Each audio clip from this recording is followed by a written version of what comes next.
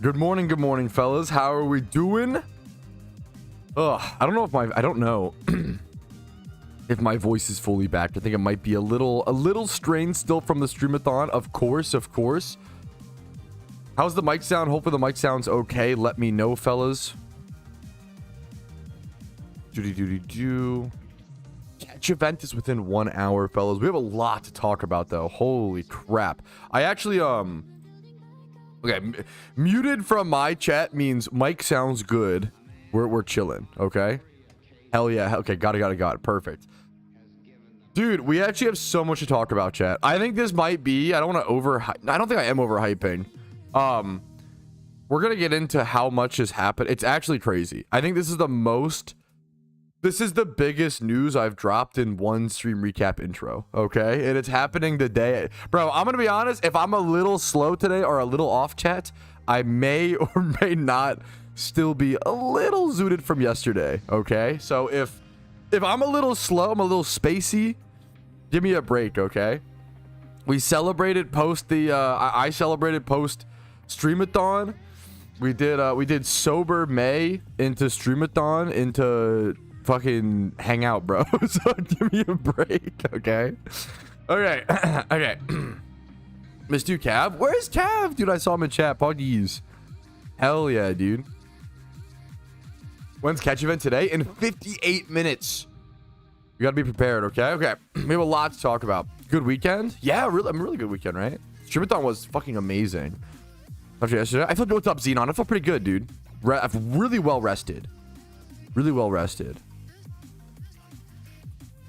Where's the event? I'll go over the details here in a quick sec, fellas. Okay, let's just jump into it.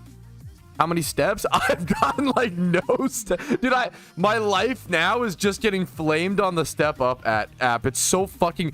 Rumel, get your butt in gear. Oso, I'm literally lapping you, dumbass. Like, Clarko, like, catch up to me if you can, idiot. Like, dude, my whole life now is just waking up to getting flamed. If people don't know, we got this app. Yeah, Jack. I just got messaged by Jack. Time to stride. Don't hide inside. I'm getting fucking flamed on this like step counter app by my community now. To be fair, I have 275 steps today. While Oso and Clarko are at 10K. You guys need to stop touching grass. Why is my community so active? To be fair, I feel like it's when you're a father, right? You get fucking zaddy calves, right? That's the meme. That's like the main benefit of... I'm sorry, I'm just kidding. That's fucking... It's just a secret power, right? Okay. We have so much news to run over. Let's go ahead and get started. Alrighty, fellas. Yo, what's up? My name's Patrouski. Welcome back to another PokeMMO stream recap. This is 334. No, you don't have to watch them in order. Don't worry. They aren't really like that. But let's jump into it. We have, I genuinely think, the most amount of news I've ever had to cover in one stream recap intro. So let's get into it. I'm talking massive, the biggest, maybe the biggest or one of the biggest unofficial events I've ever seen in terms of Pokeyen prize. Keep an eye out for it. And it'll probably be the biggest Pokeyen prize we'll see within 4 years, 2 to 4 years. Insanely big prizes, insane big tournaments, insanely big news. Let's jump into it right now. Thank you for the sub, Quacks. Okay. First things first, there's a Lillipup catch event. I'm sure a lot of you guys already know about this. Lillipup catch event coming up today within 1 hour. I'm going to be prepping for that on the Iron Man account here in a quick sec. It's over at Route 1 in Unova. You're going to be catching Lillipups, Patrats, Adamant Nature bonus. That's actually why I have my synchronized Abra. I'll be XP training here in a quick sec to help me out a little bit better there. Let's go see. Shiny Lillipup. Catch event starts in an hour. Pretty simple stuff. We're just going to move on because we have more to talk about, okay? Next up, we have another catch event coming up. We've already talked about it vaguely. A spin to catch event coming up on the 8th of June, this Sunday. It's going to be at 1 p.m. ET again. Route 113 in Hoenn. Channel, we don't have to go on channel 1. 1 hour catching Starmie's, Slugmas, Sandshrews, and Spindas. Here are the nature bonuses with a prize of a shiny Spinda plus 1,000 RP. Catch events are amazing. If you don't know, I have videos that explain how to enter catch events, how to participate, strategies, etc., etc. Catch events are really amazing for all types of players. If you're a beginner player, you're making Pokeyen while also passively working towards like a really nice overarching prize. And if you're a veteran player, it's a really good break of monotony and going to do something fun. Okay. I wanted to talk a little bit, we've already talked about this a fair bit, but a little bit more about the character name expiration, just because it's a really big deal, dude. I didn't realize how many amazing names have been taken and were still available. I think like Spinda might still be available. The other day, the in-game name Spinda was taken. It seems like there were like Pokemon names that were still available. T-Mister got names like Coffee, King. I'm gonna blank on him now. Quack. We got a bunch of crazy, and I have Quack on the mind because the Twitch Prime. Thank you so much, man. We had a bunch of crazy names in T-Mister. A lot of people got their names instead of having like Rumel X. Now it's Rumel. Yeah, T-Mister did get balls for a sec, but thankfully that person changed. That person actually they went from balls to shiny Umbreon, so call it an upgrade. But a lot of crazy names have been re-released. So if you want to get some crazy cool names on accounts, now is your time for the next 5 to 10 years. Like, now is the time to do so. The only downside is you cannot create a new account and take those names. You have to actually go to the RP shop. It does cost money. You have to buy name change contracts either with RP bought with Pokeyen or credit card swipe, and you can check the availability of any names here. So we can go ahead and do I think your mom was actually available recently. Let's go check. Still available. It's a gold mine, boys. I'm just saying there's a lot of really good available names. Yeah, Spidget got Spidget. There's a lot of cool people got like the names they've always wanted, so it's really cool to see. So go check. You have to use the name change contract to snag those names. You cannot get them on a new account. I'm going to do a different video going over this in depth because it deserves it. There's like 3 things on here today that I'm going to do different videos on in depth, okay? Number 1, Disco Shiba, with the help of Spidget, made a massive, in-depth, detailed write-up, basically pleading to the devs about different fixes to randoms PvP and like how that could maybe affect the game and what they want to do and yada yada yada. Look at this.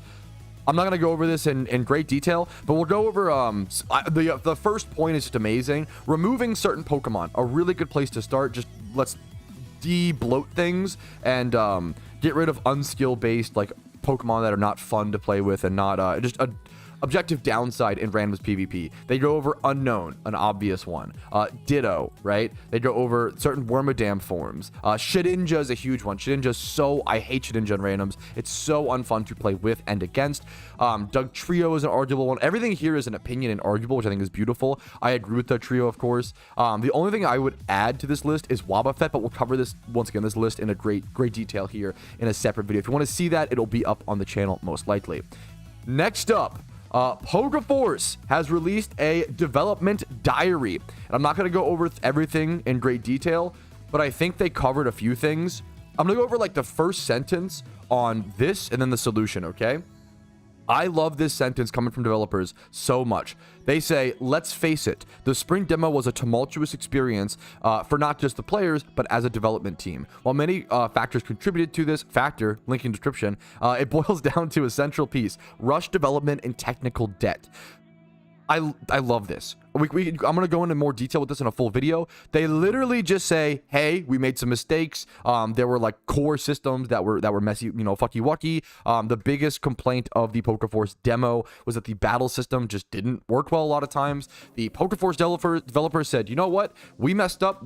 It was a pain in the butt for you guys. It was a pain in the butt for us. We're going to try to fix it, right? So they go over more things. Now let's go down to what's the solution? They go into a lot more detail. I'll do a whole video on this, but what's the solution? The solution is simple in theory. Simplify the stack. Rather than using multiple coding languages, we all agree to use one and place all of our projects in a single repository where they can share code and test. Tests can target the entire ecosystem for our game. What else can you ask for? Look at this giant write-up. What else could you ask for in terms of developer communication? Besides, hey, here's the problem that everybody feels. We're going to acknowledge. How many game developers, like, there's so many times in a video game where there's a massive problem. The whole community knows it. Casual players, hardcore players, whatever. Everybody knows the problem, right? But the developers like shy around it or whatever and don't acknowledge it. The Pokeforce devs are the dream devs for a game, genuinely, and I'm just so excited. They have running into a lot of pragmatic difficulties and a lot of functional problems, and I hope they can overcome it because they're a great team that have great ideas, and they're just having difficulty getting their game physically working. So I hope to see them shine. There's a lot of potential here. We'll check up on Pokeforce more in detail in a quick sec. The last final piece. This is insane. This deserves its own video because I've actually been in discussion with this guy in Discord DMs. I knew this was going to happen. It is happening way quicker than I realized. This is coming up on June 14th. This is, to my knowledge, I'll have to double check. I believe this is around a 1 billion Pokeyen prize pool for an unofficial catch event. 1 billion Pokeyen. This event is insane. This is an event that we only see every like 5 years, every few. This is a crazy prize pool. Okay, every PokeMMO player and their nan should be trying to participate in this. This is a ridiculous event. Saturday the 14th of June to Sunday the 15th of June. It's a full 1-day event. Okay, start times at 8 a.m. EST. End time 8 a.m. EST. It is a full 24-hour event. Okay, Route 1 Kanto, classic spot. 24 hours for catching, 1 to 2 hours to submit entries. We're gonna go over this in more detail in a different post, but let's just show the prizes. Prizes, blah blah blah. These are accepted as entries. Prizes. Here we go. First place for Shiny Pikachu prize. The first place prize is a 6x31 secret shiny Charizard. Excuse me. I just clicked on something. Oh, goodness gracious.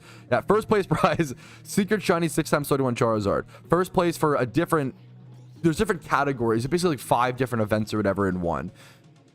Secret shiny Scizor, 5x31. Adamant. Second place for that, secret shiny Chandelure, 5x31. Modest. Correct nature. Third place prize, secret shiny Crocodile, Adamant, 5x31. First place for this other category, lowest score Pikachu, secret shiny Tyranitar. Second place prize, secret shiny Dragonite, 5x31. Like these prizes are ridiculous. Shiny Absol being given, shiny Houndoom, shiny Ninetales, and then mystery box prizes. Keep an eye out during the event for flash challenges worth 200 million. Even if you don't win the event at all, if you play, you have more chances during the event. I assume these will be like in like global chats. So keep an eye out for global chat. This is insane. This is crazy. This guy is bonkers. I talked to this guy. Apparently he was a guy who like made really good investments in the game, like on really like back in like 2017, 2015, whatever. And he's made a bunch of Pokeyen off of investing in old items, and he just doesn't play anymore. So he was like, you know what? I have like all this Pokeyen sitting around. I don't play. This is like a big final hurrah for him to the community. This event will be insane. We'll check it out in greater detail in the future. We gotta go. This is insane. This is insane. But anyways, that is the all the news we're covering right now for the PokeMMO stream recap today. Thanks for watching. I'm gonna go ahead and go start EV training support on the Ironman, and I'll see you guys. Check out every Sunday for an Ironman progress episode. I will see you guys there. Let's just go ahead and prepare for this catch event, boys. Wish me luck for the Lillipup. Okay, I'll link the link to this event. Yeah. Yes, there is Doll Talk. Sorry, I'm very there's a lot going on, so I'm very distracted. Yes, I have barrels. Okay. There's that. And then we have the Lillipup. We have the Lillipup thing as well. Okay. Check out the forum post if possible, guys. What's it called in 45 minutes? Okay.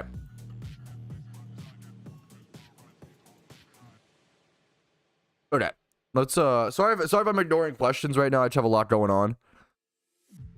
A lot to figure out. Okay. Let's, for example, go to Iron Man. Okay. All right, good morning, good morning. It's a beautiful Monday on the PokeMMO Iron Man. Today, we have a big goal in mind, okay? We have an upcoming catch event. There is a Lillipup catch event coming up today that I will be preparing for right now, okay? Adopt a cute puppy. We're going to be over at Route 1 Unova, catching Lillipups in Patrats. There's a massive nature bonus, plus 10 for Adamant, minus 10 for Modest, okay? So I'm going to be trying to, I think this is an event where I'm going to be trying to lead with a synchronized Pokemon, and then either spam quick balls, which are very Pokeyen expensive, and then or whatever works, nest balls, whatever's the cheapest ball that works. We'll have to do some testing. First place prize, shiny Lillipup and 1000 RP. Second place, 500 RP. Third and fourth, the normal 250 RP. This is a big day, a big easy event for a ton of Ironmen to go participate in. I'm going to start off by EV training some Pokemon in the speed stat. I'm gonna go ahead and just actually get started. I need to get going quickly. This event starts in 43 minutes. I'm gonna be EV training this Adamant synchronized Abra. This adamant synchronized Abra is going to get trained in 2v2 speed. And then also this Litwick that I made recently that rolled incredibly modest nature, insane IVs. I'm going to go ahead and just EV train these two Pokemon, get them to 2v2 speed or as high as possible before the event starts. And then go also do a little bit of testing and figure out what Pokeballs I need to mass buy. All right. All right. I do not have a wide lens. I don't think that'll be the best strategy. I think it's better to just netball or yeah. I don't think it's the best strategy, but I could be wrong. I definitely don't have a wide lens. I don't know if there's a way to get it before the event. Only a few minutes. Yeah, I feel like nest balls. We'll have to do some calcing. Nest balls work too. Yeah, I feel like it's worth the Pokeyen on the account, even though it is expensive. Sorry, I'm definitely rushing all over the place. Appreciate patience, guys. How are we doing today? All right, how is chat actually doing? What's up, Karoshi? Nice little Dans. You'll love to see it. What is it? Plus 10 nature means you add 10 points to your score based if you have that nature. I was gonna say, a Pokemon score in a catch event is decided between like the total IVs. So like, okay, let's say this. Okay, let's say I caught this. Let's say I wild caught this Smeargle in a catch event where Lonely was +5 and Smeargle was a +2 species bonus. There's species bonus and nature bonuses, okay? I would take the 133 total IV, and then I would add +5 for the Lonely, so 137, and then +2 for it being a Smeargle. So this Smeargle would be a 139 overall total score if those were the species and nature bonuses, you know? Darth Vader said that PokeMMO... Why are you playing with the Darth Vader AI on Fortnite? I love that I know what you mean as soon as you say that. As well. That's amazing. That's amazing. The Streamathon was unbelievable. The Streamathon, there was so many ups and downs. I have a stream recap of the Streamathon coming out here soonish. A Shalfa Osmerald? Dude, congrats. What a beautiful Shalfa. What a beautiful Shalfa. Insane, congrats to them. Yeah, the Streamathon was a roller coaster of emotions, but like it was so amazing. It was so crazy, dude. Yeah, it was a good question, Anthony. Good question. Did not expect to be live today, I'm gonna be honest. Well, I kind of did because of the catch event, to be fair. I'm lying. The catch event I kind of knew was coming up, and that was gonna be something to factor in. I think I'm gonna let this evolve. I don't think there's a reason to not let it evolve, honestly. Oh, whoopsie. Guess that's fine. My Witcher hasn't stopped? Dude, that's insane, Niche. Happy to hear it, though, dude. Like, I thought that's what you want to hear, you know? You want to hear shunners say, oh, yeah, my wet streak hasn't stopped, you know? Ideal situation. I should honestly be good, like, level 18. I'm guessing this is honestly fine. That spot of Pokemon is going to be, like, level 5 or whatever.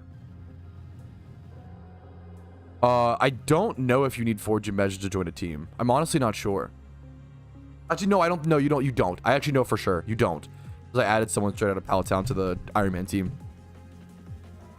Best money method? If you just Google, that's definitely a Google question, Arrow. If you just Google what's the best, I'll do it for you, right? What's the best? I would just be doing the same thing. What's the best money making method in PokeMMO? That's definitely a Google question.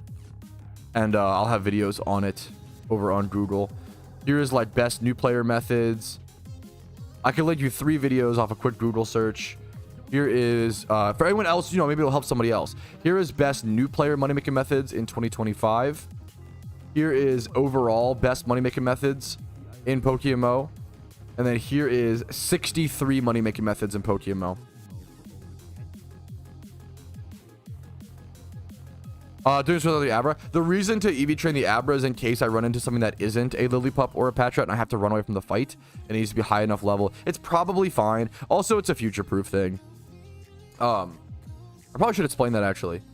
I probably should explain that. Someone actually asked, why even EV train the Kadabra? Aren't you just switching it out every fight? Yes, I probably will. Actually, I probably won't, but I'll probably just be nest balling a quick ball in for the event. But the reason why it's important to EV train all of your synchronized Pokemon and why I have to EV train a ton of synchronized mons and level them is because they have to be fast enough to run away from wild fights, right? Whether a Pokemon is able to run from a fight is based on its speed stat compared to the speed of the Pokemon it's fighting against in battle. So the faster the wild Pokemon, the harder it is to run. And Smoke Ball only increases your chance. It doesn't actually like make it 100%, right? So you want to EV train in speed and then also XP train all your synchronized Pokemon so they're powerful enough, high level enough to be able to run from the wild battles. Even at Route 1 and Unova, like, I mean, this is probably fine for Route 1 Unova, but I'm also future-proofing this by EV training it now so I don't have to worry in the future. I have a lot. I actually couldn't use a bunch of synchronized Pokemon recently during my Shuntathon because I didn't have them at high enough of a level. So that was unfortunate, you know. I wish I would have prepared a little bit better for that. But that's how it goes, you know. Want to go Rapidash more XP? I probably should. I kind of just go here by default because I like the shiny. I don't like shiny Rapidash as much, but honestly, on the Iron Man, you're probably right. It's probably worth it. This is a shiny decision spot for sure.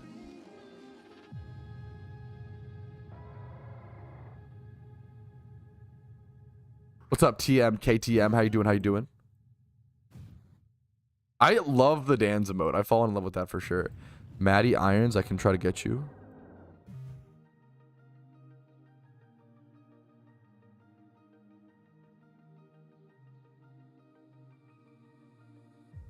Low level attack EV training. Nidorino is the best I can think of in Kanto.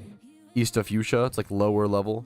It's tough to low level EV train. I don't recommend for the most part, but best method is buy RP and sell the vouchers. No, it's not. Don't. Come on. Play the game. If you want to do that, more power to you, but you shouldn't tell others the best money making method. That's cynical. Come on. The Shumathon. I did. I think I did. I don't remember now. I think I did Chivalry to like celebrate a like 1 to 3 packs. Not 100%. I don't remember honestly. I think I did. When's the catch event? 36 minutes. 36 minutes. Speaking of Magic, I actually just had a Magic the Gathering package arrive. We cooking today, Pat? We're cooking today, Django. We got a fair bit to do, man. A fair bit to do. I'll switch over to, honestly, switch over. It was a good call from chat. I'll honestly switch over to Rapidash here in a quick sec. The XP is relevant. I'm used to going to this spot. I'm not used to, I just barely unlocked the Rapidash spot, so I haven't mentally adjusted that. The muscle memory isn't there. That was a good call. Go to Alpha. Good luck, good luck.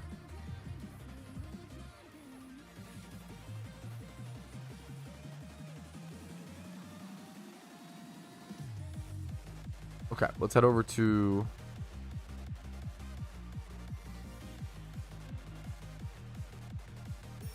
Head over to Unova and do the Rapidash spots. Catch event is in T-minus 36. 36 minutes. Alert box is good and on. The timing of that was crazy. Thank you for the Twitch Prime, Codex. I appreciate that, man. Hopefully the content's been helpful or entertaining enough to warrant that, dude. At some point, Avon back. I do the Peepo swing. Everybody should just type Peepo swing. I don't see the emote though. Yo, close box. Thank you so much, man. Thank you for the Twitch Prime. Hopefully the content's been entertaining or helpful enough to warrant that, dude. Looking for a bid. I'm honored to hear it, dude. I like the pixel art on your profile pic. What is Peepo swing? I don't see it as an emote, but now I can imagine it, and I love the idea of it. I can imagine what Peepo swing look like. Oh, what's up, Eldritch? Rex, how you doing, dude? Is there a scam train? Uh-oh. Just bought Smeargle for 7,500 with Fly, Teleport, and Surf. Then give Earthquake and Ice as many ones as possible. Is that a good buy? I'd say so. It depends on the IVs. If the IVs are good, I think it's a good buy. Good IV Pokemon are pretty cheap right now, which is nice. It's really, really good for new players to get in via that, you know? It's tougher to make money as a new player right now. But it's easier to make pure yen as like an intermediate to endgame player as well. So there's been a lot of weird swings. Peepo swings. and there's been a lot of swings in the market over the past, I want to say year or two in Pokemon. Like a ton of swings. Ton of Peepo swings.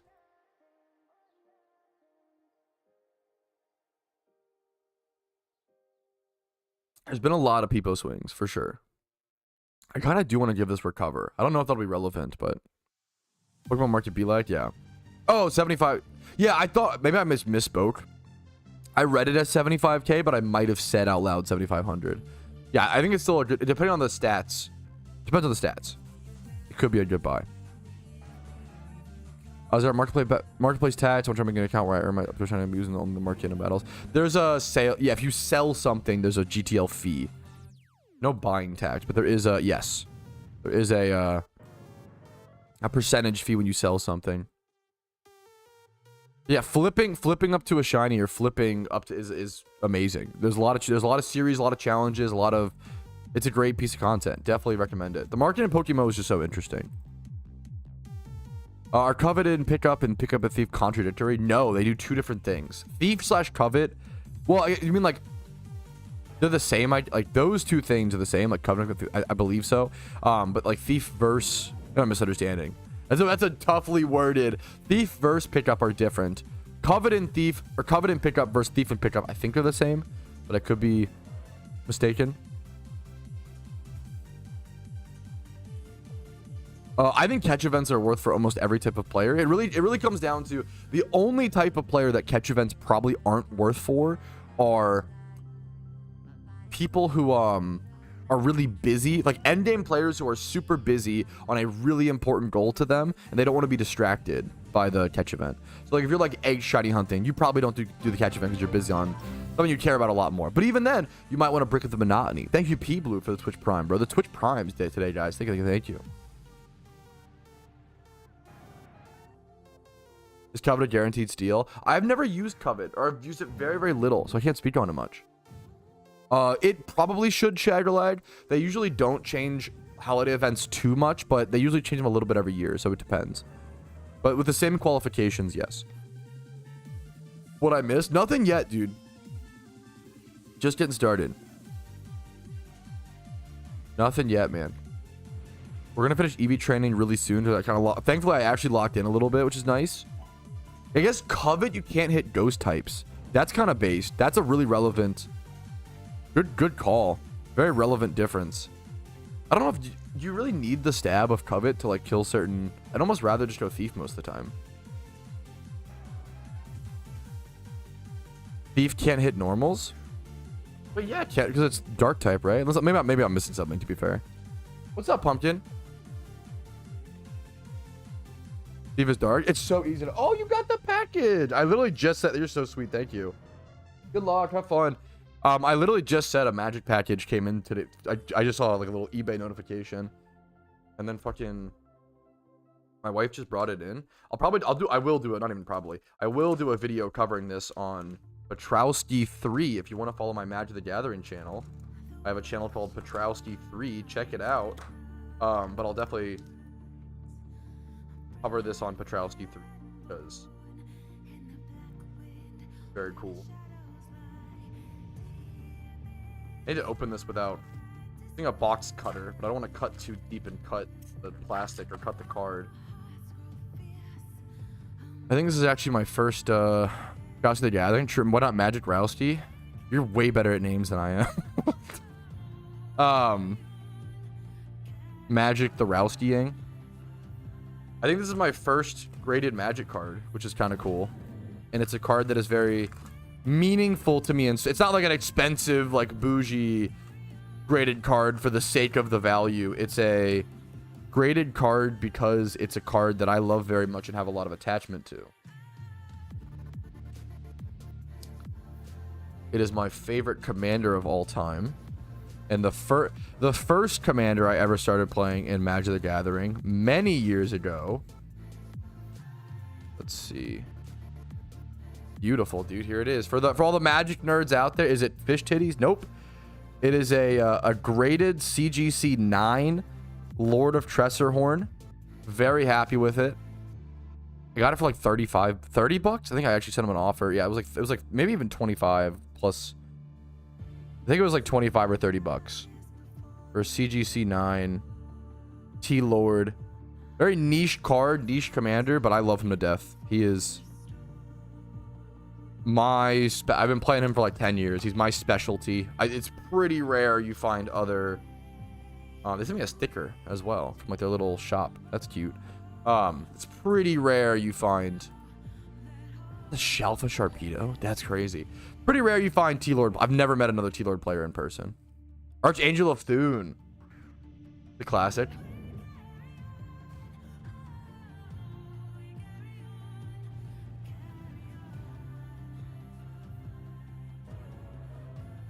Trying to train all of my pay to pick up meows. Took 3 to 4. 3. But what the why can't I speed? Just 3 took 4 to 5 was charm level 50. Is that normal? Dude, it's tough to level 3 Pokemon at once. I kind of recommend doing one at a time, but it shouldn't really matter unless using the re-amplifier. How about stuffed peppers? I don't hate stuffed peppers, but I kind of don't love stuffed peppers. My problem with stuffed peppers is that it's too much pepper to... On average, it depends. If someone like made a stuffed pepper and really filled it with like meat and cheese, you know, hell yeah. Aesthetically, stuffed peppers are one of the best looking dishes. I really like all the ingredients in a stuffed pepper. I love all the ingredients, but I feel like the ratios are off. Or almost rather like, I would just rather my peppers cut into strips. I love a pepper heavy dish where it's like green, red, orange, you know, yellow, like all kinds of peppers. Italian sausages and peppers, onions and peppers. I love, you know, love it all. But fajitas with tons of peppers. But I think it looks cool and it's cool. It's a neat party dish. But if someone asked me like how high ranked I put a stuffed pepper on my like enjoyment food tier list, it probably would be like a 6 out of 10. It's not that high up. They're so easy to make too. I respect that. Roast beef, cheese, and seasoning. I respect that. No worries, Shauna. No worries, man. I would try to switch. Dude, XP training. So it should take about 2 to 6 hours to XP train one Pokemon to level 100. So to XP train 3 Meowths to level 100, it probably should take like, let's say like 3 to 4 hours per, probably like 10 to 12 hours. Be my guess. It's a lot to XP train like multiple Pokemon at once.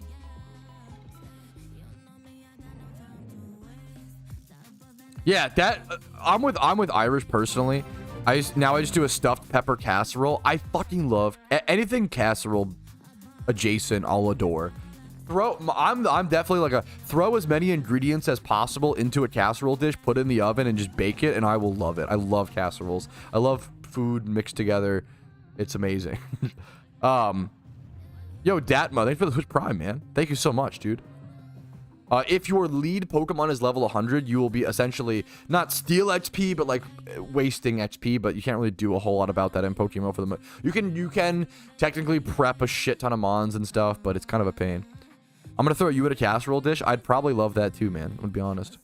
Cajun pasta. Oh, dude, that sounds phenomenal.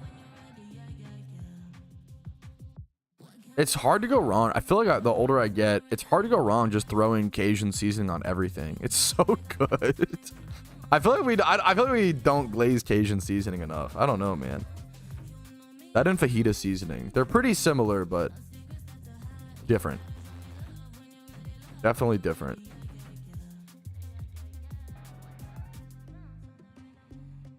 They will make good coin. The problem you want to look out for, Shauner, is not being able to kill Pokemon. Like, because Meowth's attack stat is pretty low, if you don't have a high IV EV trained Meowth, you might legit not be able to kill certain Pokemon. Like, I can't always kill the Heracross over at Pattern Bush, and my Meowth is like 26 attack adamant nature, you know, and it's fully EV trained. It's just you kind of need 31 attack on Meowth to like really not worry about it. That's really cool, Brandon. I think my goal is synchronized plus nest balls. We're gonna go test though in a quick sec.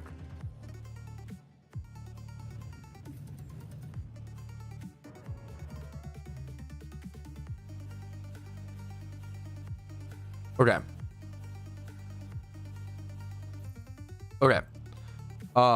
Even with a choice band, it doesn't kill. That's the crazy thing is like even with a I do have a choice band. I know you're me, but yeah, but it's tough, man. Payday pickup Meowths do very little damage.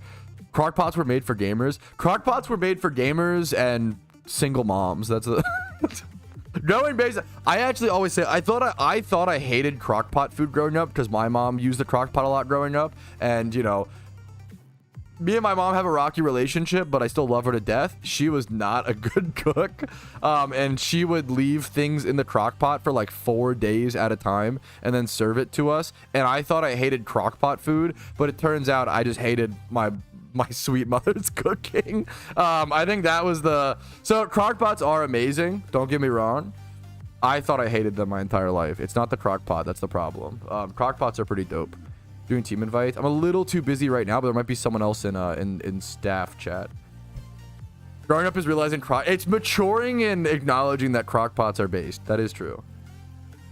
All right, we are done with our 2v2 speed EV training. I'm not going to worry about finishing the EVs right now. I'm just going to go ahead and get this guy prepped for the event. The event starts in 23 minutes, so we are just boom, boom, boom, moving as quick as possible. I'm going to go ahead and put this up in my top slot, see what Pokeballs I have, and probably go test. I'm going to go buy some Nest Balls.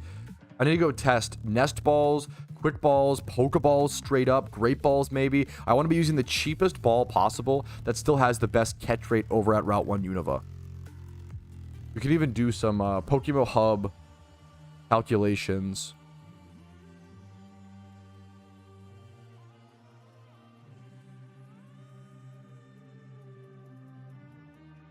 Do do do do do do do do do do do. Nest balls have 100%. Okay. Let's go check catching calculator. What is a harder catch rate, Lillipup or?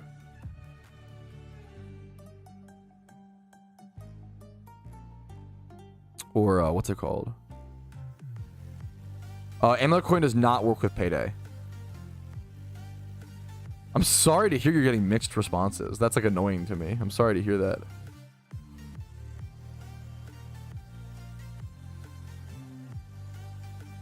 I think Nest Ball is the best strat. Okay, let's go. Let's show you guys though.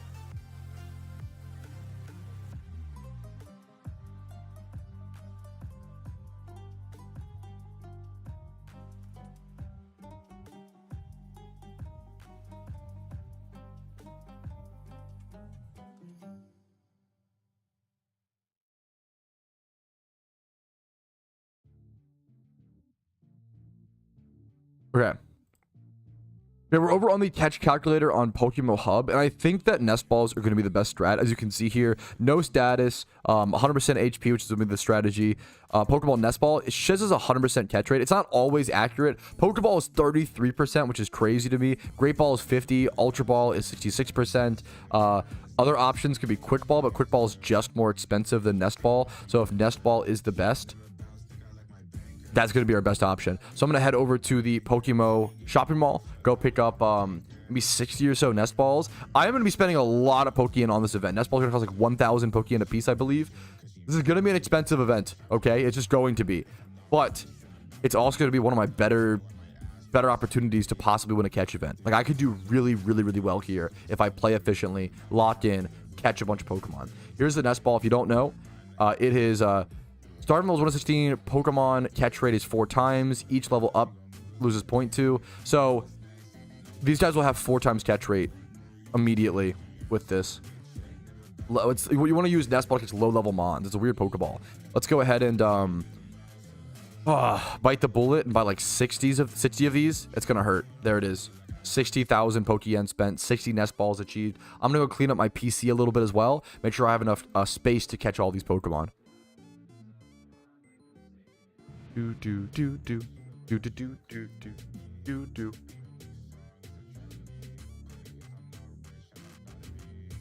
Oh, because I'm on an Iron Man. You have to lure them or catch them via a swarm. Cannot trade Evo. At least that's my rule set.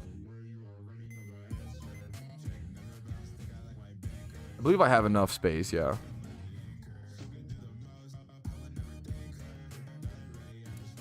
I mean, I need to get the storylines done so I don't have to use this box anymore. This box actually, like, takes up space. And it's kind of annoying. I need to payday pick up a ton more and go for Articuno.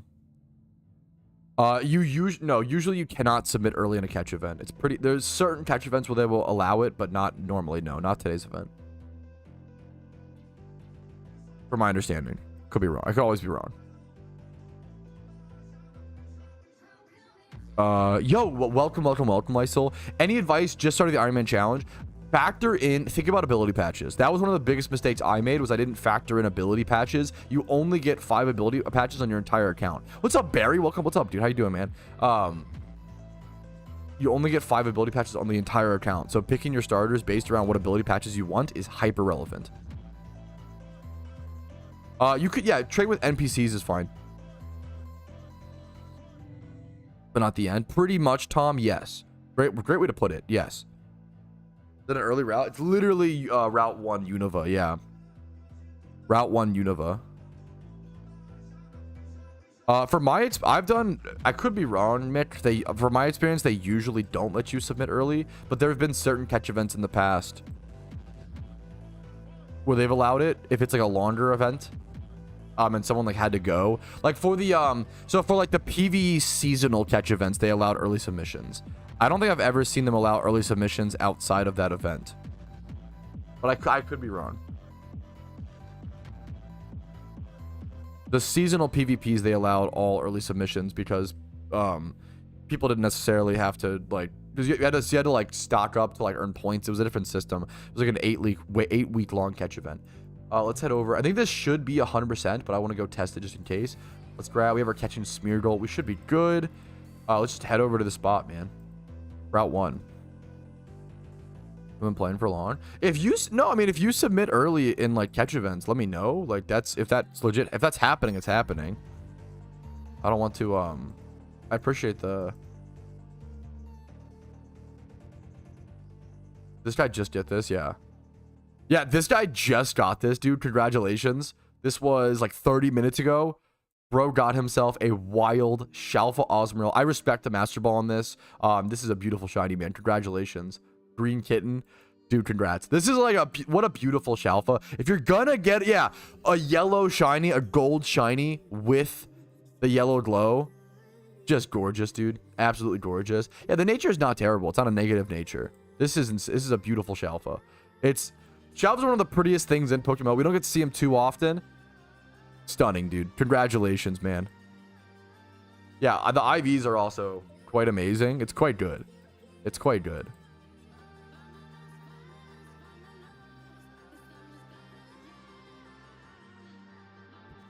Okay. Someone said not shoddy and linked it. That's awesome. Okay. We are over at Route 1 Unova. I'm going to run back and forth and do a little bit, like probably test like 3 to 5, maybe even just 1. I really don't want to waste Pokeballs here if possible. But I kind of want to catch like 1 with a nest ball to see if it works, and it should work. I just want to double check. We'll catch 1, but I think that's it, honestly. Might even just go release it if it's bad IVs, just to really be fully ready. Okay, it should be good. We should be able to catch. So plus 10 is going to be for adult. Hopefully this is not some insane catch. Okay, a solid first catch to warm things up. The event starts in 15 minutes. The question is now, what do I do for 15 minutes? I think we can talk about other things. Oh wait, I TP'd back to your mom's house. That's funny. You should catch both for match chance of winning the event. I'll be catching both. In my opinion, the -5 should not scare you away from catching the Patrats.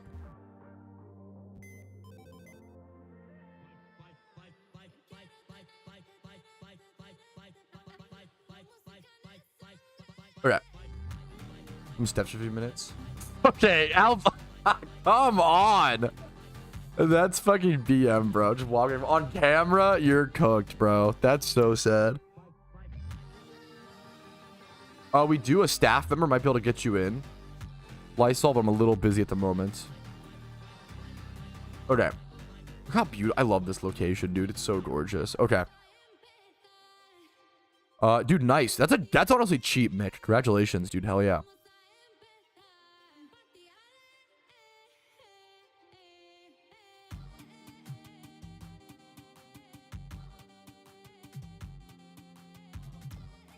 Let's go through this, boys. I think it's finally time.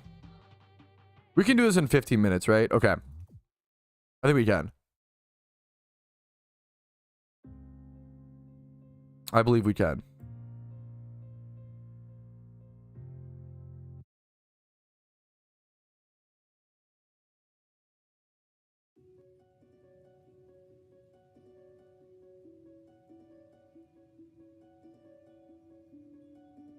Alrighty, yo, what's up? My name's Patrouski, and recently you might have heard me complaining or trying to critique randoms PvP in PokeMMO. You see, I really enjoyed randoms PvP for the last 15 seasons or so, and I think I finally reached a breaking point where I really didn't have fun this season, and I still had to grind it for the Iron Man, and I still did it, and I still achieved things, but randoms PvP is such an amazing format, and I love it so much, and I love what it could be. There's so much potential there. But there are also so many glaring problems. But I am just a shiny hunter that plays randoms PvP occasionally. So I'm not the person to ask on this, okay? To give exact critiques. I have some things in mind, like banning Wobbuffet, banning Shedinja, banning certain Pokemon, and then maybe and giving more offensive sets to discourage stall. You know, there's a lot of things. There's small things I can submit. But let's read through what an expert thinks. What Disco Shiba and what Spidget threw together over on the forums. I'm mostly just going to be reading through this, and I'll be inputting some of my own little thoughts here and there where I can. So this is a full in-depth write-up on reforming randoms PvP, and I super agree. It's exactly what it needs, is a bit of a reform. So let's go through. Hello everyone. Hereafter, there's actually some extra context. Hereafter is the request we are sending to Rach to push for a randoms update. I'm reaching out to her specifically because she appears to be the developer in charge of randoms and previously expressed her will to update the tier. These requests contain a detailed list of suggestions, ideas, and issues. I love that he put in this instead of just complaining and crying and salt emote, about randoms. He's saying, hey, here's a problem. Also, here's the solution in a well worded manner. These could classify as suggestions, therefore post in the suggestion box. I wish to open a discussion on the content of this request, and am therefore posting it here in Competitive Valley. This is really important. He wants feedback. He doesn't want everybody to just agree with him. He wants discussion, feedback. He wants to find what is the best solutions and best options for the game. The specific topics for which we adamantly wish players to voice their own opinions on will be marked with a yellow star. Great way to organize things. But feel free to address anything related to randoms. And if this should be considered a suggestion instead, please let me know if you're a moderator. Cheers, Disco Shiba and Spidget. Reforms requested, blah, blah, blah. Preamble. Dear Rach, dear developers, we hope this message finds you well, as a lot of time and effort was put into it. Understandably, you have a lot on your plate and received numerous requests. We believe that randoms PvP is a facet of the game that receives enough playtime to be prioritized for an update. I super agree. Randoms is an extremely played format, the second most popular format in PokeMMO by far, and I think it's one of the better ways for new players to get into PvP, whether it teaches, some off things or not, simply because you don't need an actual PvP team to play it, right? So within the past 2 days in June, there's been 14,000 randoms games played and 23,000 OU, right? So the two most popular formats, randoms and OU, definitely deserve some attention and some love. Let's continue reading. All right. You have previously stated that referring to randoms was high on your to-do list. With this message, we are eager to offer our contribution. Hereafter, you will find a list of highlighted issues and recommendations that myself and several other top randoms players have worked on. All of us have consistently played thousands of randoms games throughout the years and earned crowns and maintained a high win rate. We believe that we have the necessary experience and knowledge to provide constructive feedback on the current state of randoms and encourage you to use it when the time for an update comes. In addition to randoms players, many members of the PvP community and of the community as a whole share the desire for the tier to be reformed. An update not only benefits the current player base, which is quite large, as one can notice from the PvP statistics, but also the players who do not play randoms due to the current design. This is very, very true. I'm currently a member of VOW and Tor's PvP team, but am also the only avid randoms players who plays for leaderboards. My teammates enjoy randoms, but not on PokeMMO. They would play if an update were to come. I hear this all the time. With this being said, we are pleased to share this randoms reform request. Okay, let's continuing on. Table of contents. First thing first, Pokemon. And this is one of the things that I always bring up. Removing certain Pokemon. Several Pokemon are a liability due to their underwhelming characteristics and or design. A player should roll them in a game is essentially starting off with a battle as a 5v6. This is so unbelievably true. Number one, Unknown. The capacity of Unknown to only learn one move and a weak move makes it underwhelming. I'm going to leave it at that. I think Unknown is... It gets level 100, but it's, yeah, this is pretty much 100. I agree. Remove Unknown. Ditto. The same reasoning applies to Ditto. However, we would like to keep Ditto in the tier under the condition that hidden abilities are added. So you could have, what's the instant transform, the imposter Ditto, 100%. Plant Coat Wormadam, the grass and bug type of Wormadam. Wormadam in its regular form is arguably the worst Pokemon in randoms, and it's been somewhat buffed in the past, but its win rates unfortunately remained the same due to its overall weak characteristics. We recommend that it be removed from the tier. However, we are of the opinion that Plant Coat Wormadam may remain in the tier under the condition that it is that its level is at least increased to 84 after running a series of calculations. We consider that it may become balanced in randoms if its level was something somewhere to 84 and 87. Shedinja.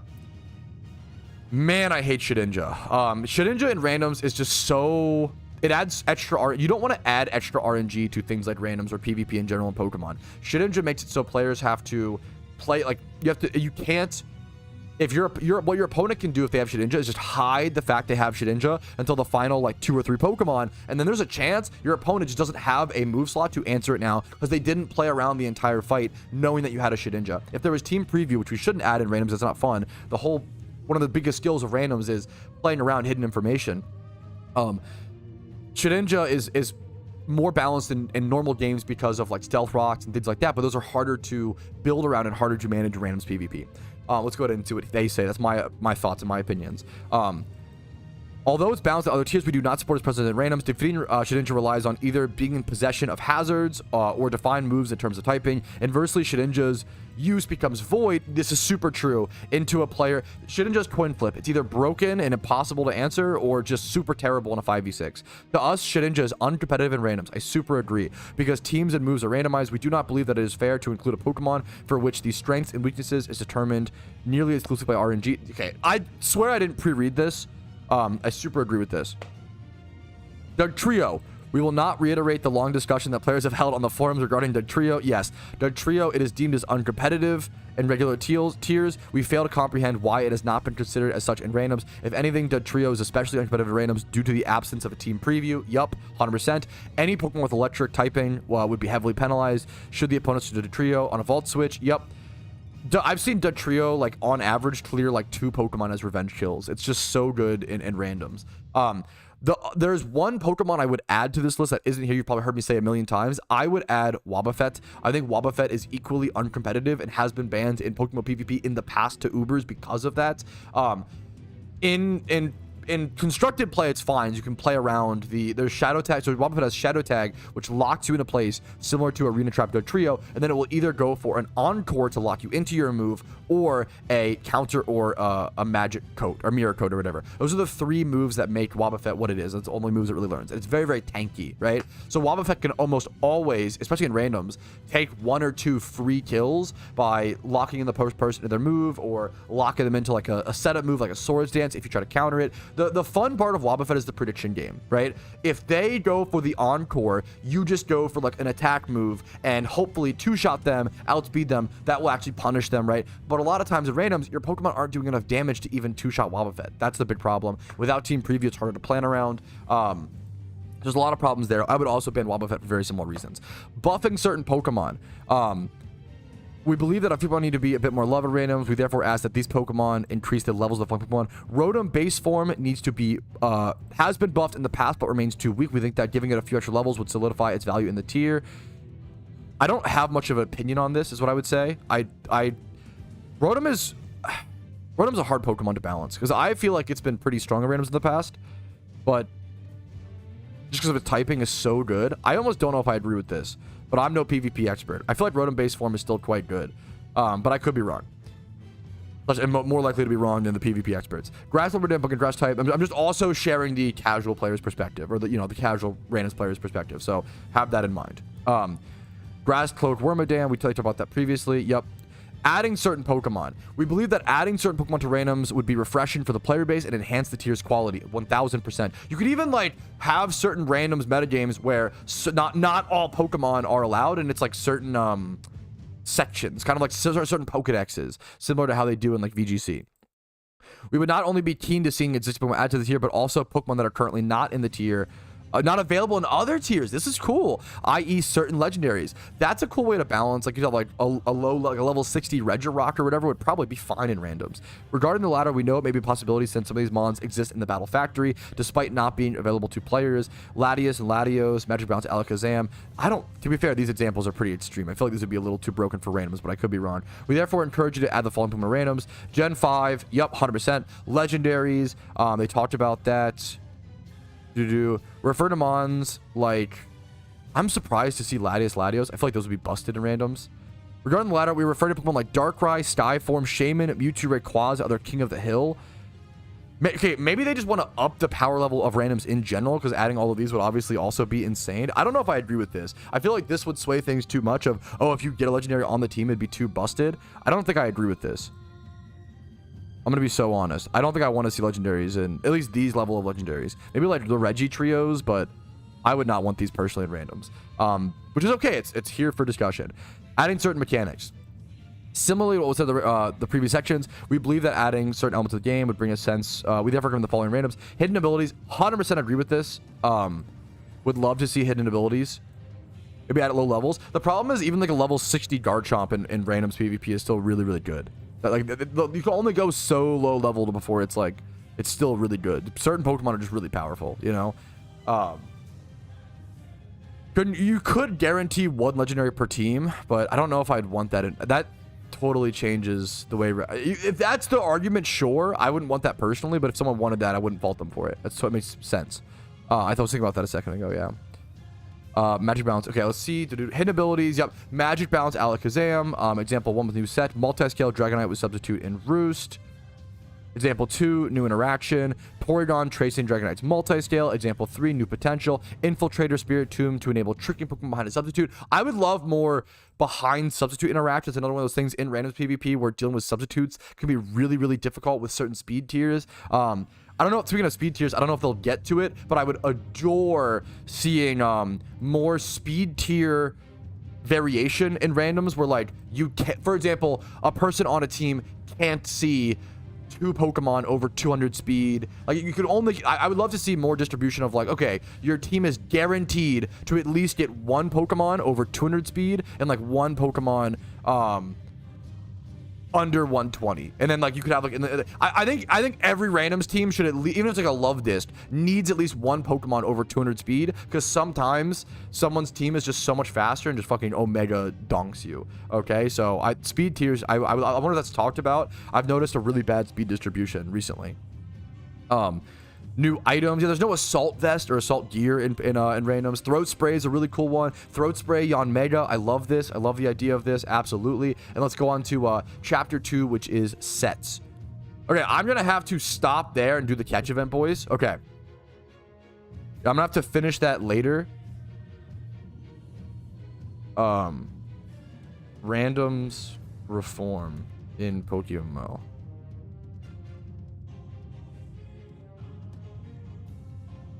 Okay.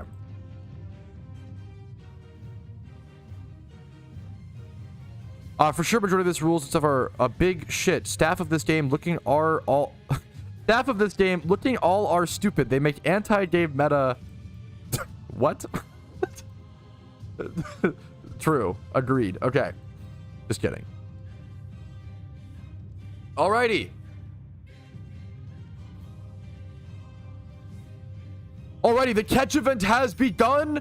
We're going to go ahead and go for our first catch. I didn't have anything prepped, but that's okay. We're going to go ahead and go for our first catch, which is going to be a Patrouski. We're going to nest ball this bad boy immediately. We're going to keep an eye on global chat so we can see what other players are up to. Boom, bam, instant catch of the nest ball. I might even have to go buy more nest balls throughout this event. But we might catch over 60 years old. We'll have to see. We got to lock in a little bit, go as quickly as possible, catch as many Pokemon as possible, Lillipups and Patrats. That one, we're going to check our first catch IVs, and then from here on, nothing. That's okay. From here on, I will see you guys with any relevant catches, and hopefully we have a fair few of them.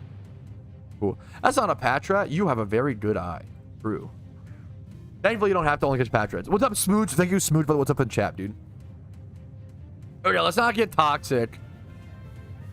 Let's not get toxic. Even if, you know, don't gotta respond.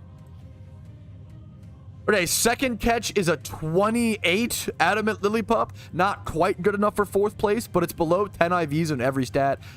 It's a notable catch. Not a good one, but worth talking about.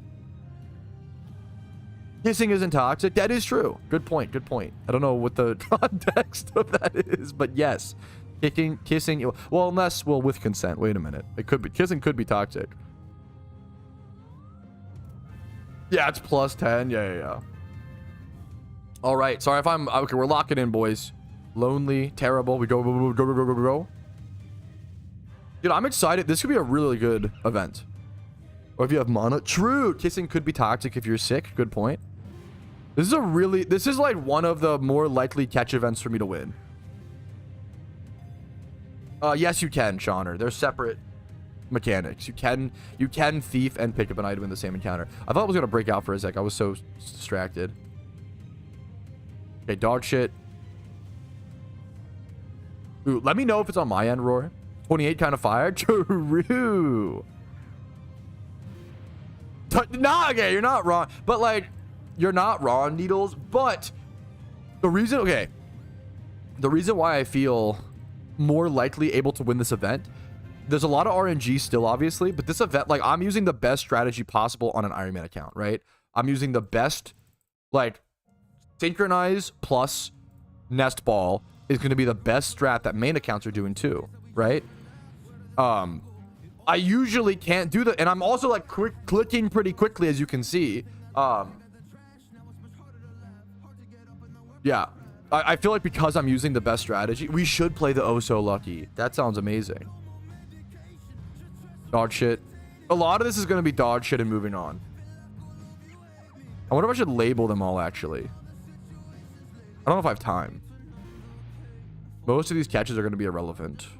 You could catch so many of these so fast. It's actually crazy. Yeah, this is going to be a really intense catch event because the sample size is going to be so high for everybody. Adamant, dog shit. Adamant, dog shit. I might need to go buy more nest balls. I might catch more than one a minute, as you can see. I'm catching so fucking many of these. This is gonna be an insane catch.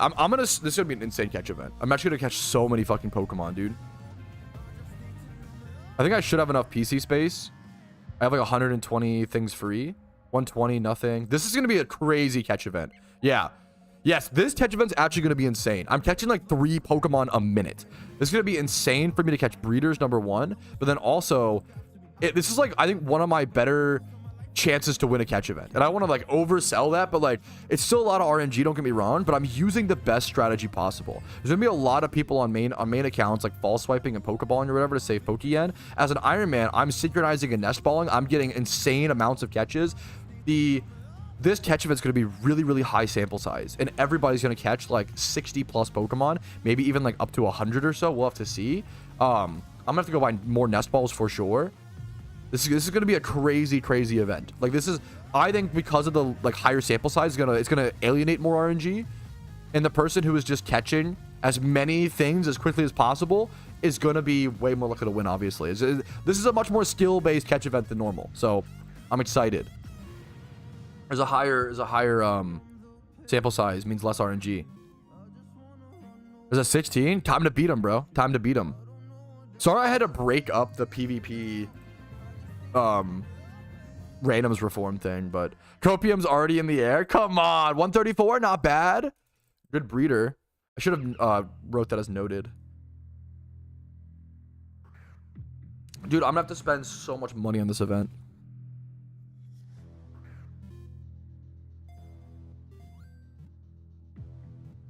I probably will, Tom, because I probably will, Tom, because I can't. What's it called? I can't play the unofficial event on the Iron Man.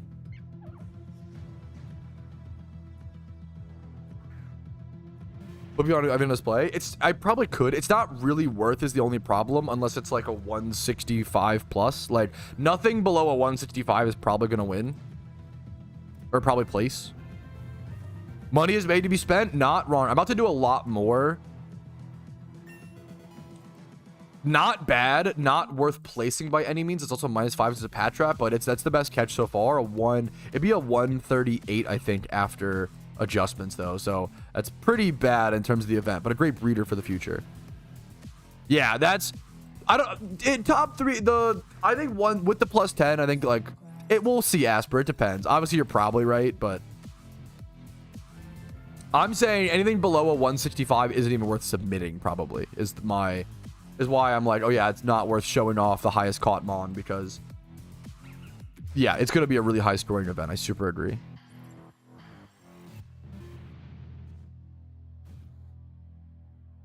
My nose, I feel like stuffy today. I'm going to be doing a ton of payday pickuping for legendaries though, so hopefully I'll make what I'm about. Afino is here? No fucking way. Where at? Adamant. Okay, dog shit. Oh my goodness, you're right. Someone says there's a Fino happening. I mean, I'm going to go ahead and do that encounter. It's not, okay, not relevant. That's so funny though. What are the odds? I could nest ball it for Pokedex. That's worth it. I'm going to go, I'm wasting a little bit of time in the event, wasting one catch, but it's worth for the Pokedex progress. We'll take that, boys. Scraggy in the dex. Hell yeah. We take it. Also, we get a mysterious gem cluster, right? And a shed shell? Hell yeah, bro. I'll take that. Why not? All day, all day. Good job distracting Pat. No! The secret spy, man. What's up, Jim Rerun? How you doing, dude? This is a really hype event. I think I will say the Chuck Fletch event, I feel like was just kind of crazy. Like, that was pretty crazy that everything was 170 plus. Like, that should have not been that high scoring on an event on average. That was an above average roll in my opinion. Audino? Dude, congrats to the Audino getters. I'm jealous, man. Congrats. Hi, everyone. Yo, what's up, PJ? Audino is so good to get. Everybody go check that Fino if you haven't, for sure. I would happily, like, win 4th place for this event. I would love. It's just 250 RP. Like, I want that, you know? Hell yeah. Yes, please. If I have to slowly work my way towards the memer, you know?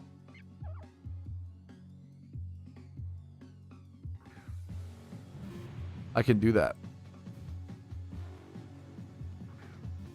How's it going? Yo, what's up? It just the catch event just started 8 minutes ago. You guys can still show up. Not yet, Vincer. I'll have to do a video covering the full event, and sorry, excuse me. Sorry for that. I'll do a full video covering the event, and I'll have to think on it. I don't know yet. If you have any any ideas, let me know. Nice, Usopp. Yeah, congrats. Nice, 9, good catch. Someone 3 days ago after getting inspired watching the stream recaps. Dude, happy to hear it. My first stream today was at to be training out of Dude, congrats. Hey, we take I love your Delibird Empire. No, that's a skill-based shiny because your name is Delibird Empire, which is an amazing name. Therefore, the game rewarded you with a cool shiny. Dude, congratulations, man. We're gonna shiny. Yeah, I don't know, Vincer. I'll have to. Yeah, that'll be tough. Maybe hoarding. Like, I love going for a shiny. Can you even hoard at that spot? Or I guess you can hunt at the power plant, I guess, right? Is that the meme? I'll have to look over it. I'd probably shiny hunt, honestly. Ooh. You adamants, dude. Yeah, you can't, but you could do it. You probably don't have to be at the location, would be my guess, but I could be wrong. I have to look over it. I talked to the guy a little bit and route 1 only. Okay, there you go. Gotcha. I have to look over it in detail. The Pikachu, the 1 billion Pokeyen catch event. I'll do an in-depth video on it. True, you could get an Ocarina. I probably would just save it, honestly, Xenon. Maybe I don't know. Maybe I wouldn't. We'll see. But yes, you could for sure. What's up, Glasscraft? Any plan on investing the 1 trillion pesos? Yeah. I don't know, dude. Good question. Is this better than Pokenexus? I mean, obviously I'm biased because if I play the game, you know, I probably prefer this. I hard prefer this game over Pokenexus. But I notoriously kind of have, I don't want to say beef with Pokenexus. It's sad because I want to like Pokenexus. Pokenexus, in my opinion, is not a good Pokemon MMO. Like, I don't think it's even, I would not recommend people play Pokenexus. So if you want to play a Pokemon MMO, I'd recommend PokeMMO #1, beyond everything.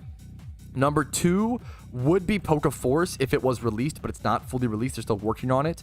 #3, Poke1. #4, Pokemon Blaze Online or PBO. And then, like, maybe #5, Pro. But once you reach, like, Pokemon Revolution Online, Pokenexus, like, I don't think they're worth playing. I think a lot of those communities, it's tough. Like, I think a lot of, I don't mean to, like, be insulting. I think a lot of those communities just, they love those games. They love those games. They have power, which is totally fine. There's nothing wrong with that. But I think a lot of them, what's the word? A lot of them are kind of just, they've played the game. Like, Pokemon Planet was revolutionary when it came out. It was revolutionary because there wasn't that many other Pokemon MMOs. And then PokeMMO was made like months, if not like within a year later, and just lapped it. And I think Pokemon Planet was really cool for like a little, for like a, and I played it way back in like 2010, 2011. But I think Pokemon Planet fell behind very quickly and has been outdated for a very, very long time and never really caught up. I think a lot of PokeNexus players are probably sunken cost fallacy, but also like if you're like, you know what, I don't care which is the better Pokemon MMO, I just love PokeNexus, or this is the best to me. That's all that matters. I made a video trying PokeNexus for the first time in like 2024. And I critiqued the game heavily and was not a fan of it. And the PokeNexus community attacked the fuck out of me. They were not happy, which to me is not a good sign. I was very harsh and more emotional in this review than I normally am. I usually like to be pretty critical and like say here, hey, this is a problem. Here's why. And then here's my recommended solution. But man, the PokeNexus community, to be fair, someone from the PokeNexus community linked my video critiquing the crap out of their game to the PokeNexus Discord. And I don't know what, whoever did that, I really wish you didn't, because then there were people in the comments like, why would you link this? When you just blah, blah, blah. And I was like, I didn't link it. Like someone else linked the video. So you linked a video shitting on a game to the community that loves that game. Of course, you're gonna get, I got a bunch of bad, like, that was my most disliked video to this day, because the PokeNexus community kinda, I don't want to say hate brigaded me, but they brigaded me for sure, which is not a good sign for the game. You know, it makes the game look really bad and really fragile and very weak that you can't, you know, if it wasn't good critique, I get it, which I think some of it wasn't the best. I think I would have redone the video in certain ways, but I don't think it was out of line, you know, for the most part. And looking back, yeah, I think the PokeNexus community handled that situation pretty, and I could have handled it a lot better. I wish the video was better. I wish the video was better for sure, looking back. Being toxic, never. Yeah, I feel like there's just you nice Venom. 25. I'm never gonna touch PokeNexus ever again. Why would I give that game more attention? Not, this is gonna sound really mean, it's just gonna die. I'd rather just not give it the attention and let it die off, or let it dwindle down. Even like it's already at sub 1,000 players probably daily, and it's been around for like, it's not growing. Like PokeNexus is probably just gonna, yeah. And it's sad, but like, I'm not gonna give it, yeah. Oh, there's a Lillipup catch event happening right now. There should be, if you type exclamation mark event, there should be someone else could do actually in Twitch chat. There should be a command. Thank you, Thok. Dude, Brandon, Brandon, I've done this so many times. Did you do the, PokeMMO probably it's a guesstimation, Cal. I would guesstimate PokeMMO has like 20 to 50,000 players every day. PokeMMO is like the most popular Pokemon MMO by far. It's not even close. The way you can tell, no, Rumel, the way you can tell how many players PokeMMO has is based off of, number one, my YouTube analytics is a big one. Number two, there's 276,000 Pokemon listed on the GTL. Number three is PvP statistics. We can go over, here, one sec. We can go over to PvP statistics, go to last month OU games. So the number I'm about to show you is the amount of OU games played within 1 month, okay? 460,000. And that's 2 players per game. So there were, yo, thanks for the $5. Fat Odd Dusty, what's up? So there were like 900,000 players that queued for different OU games last, what's it called? Last 1 month, right? So it's, yeah, PokeMMO is like ludicrously more popular than any other Pokemon MMO by far. It's not even like remotely close. Okay. Fat Odd Dusty, loving the Iron Man content. Been watching on my bed. I thought the girlfriend I'm gonna start playing. Dude, I'm honored to hear it. I can't promise I'll be able to keep every video 3+ hours. I want them to be like succinct and still cover goals and content, etc., etc. But I'm excited to see what happens. Having a PokeForce. PokeForce just did a demo. They do this every so. They're just developing the game. The PokeForce is not a done game. They're still developing. They did a demo that was planned to be a week. It ended up being 2 weeks. The demo went down as scheduled, and then they just, every so often they do like little play test demos.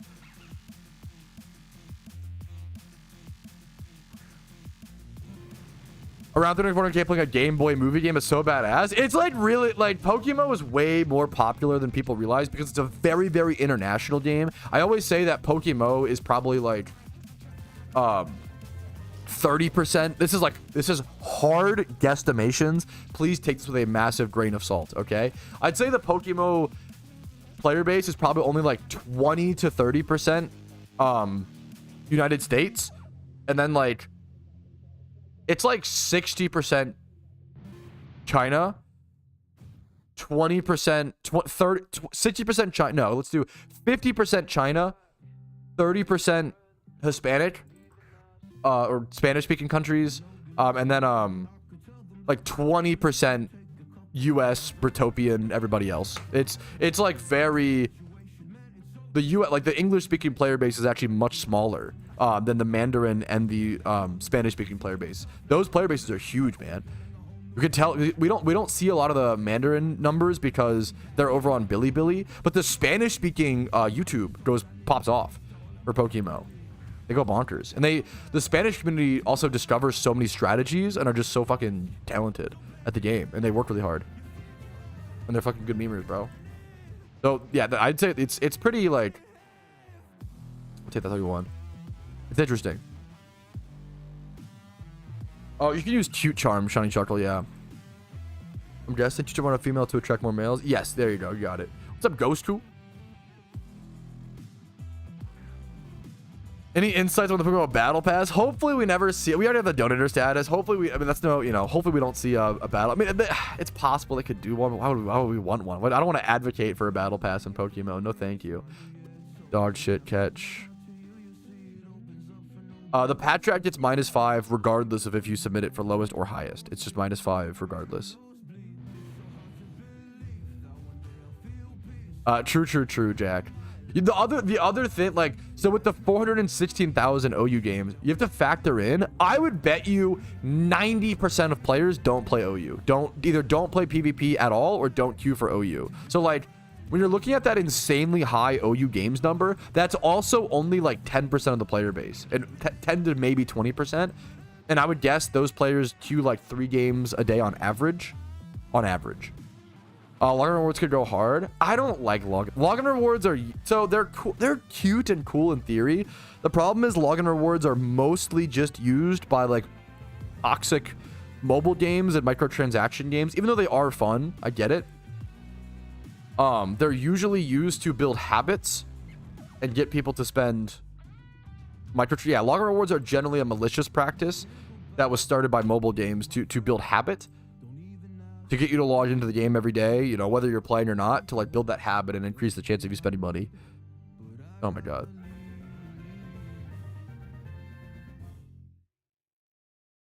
Yeah, I purposefully like timestamp and chapter up the Iron Man videos so people can watch them in sections. I don't know if it'll happen this week. I might even at some point I will skip a week in the Iron Man uploads so that people can catch up. I don't want somebody to, who, doesn't have that much free time every week to be like, oh, fuck, like I can't watch the Iron Man videos because they're so long and I can just never catch up. So at a certain point, I will, like skip a week maybe every 4 weeks, I'll skip a week to allow people to catch up. But we'll see.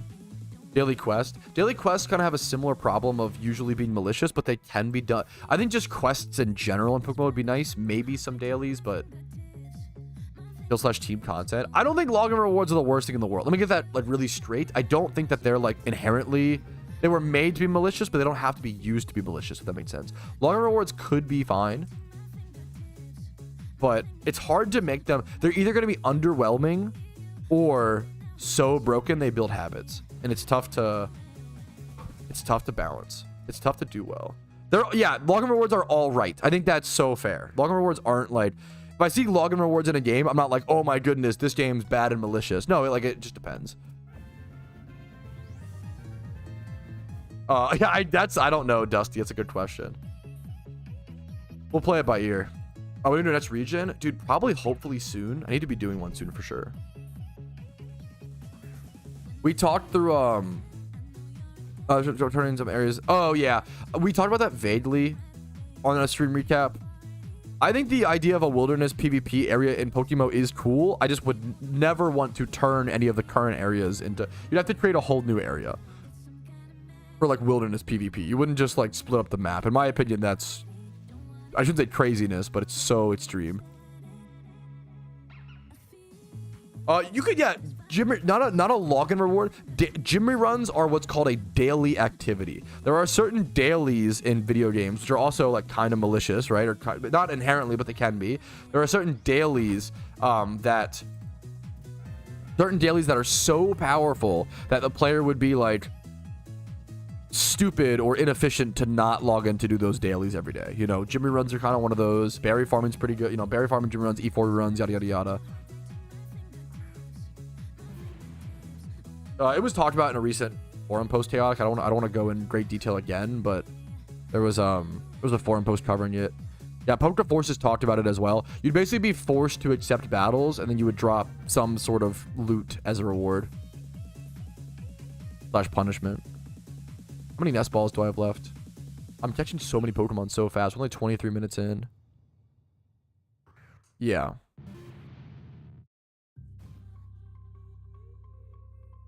Uh, 11 net. Oh my god. What the fuck? That's crazy, actually.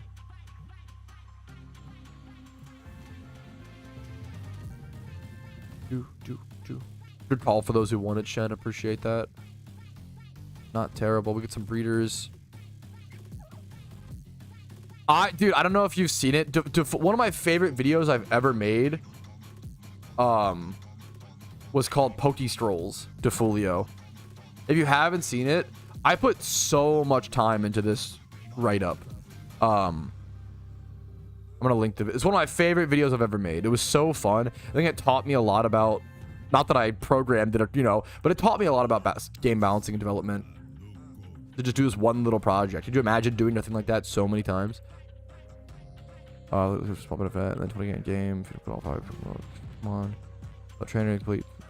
What's the game? Yeah, it could depend. It totally just depends, Roar, for sure.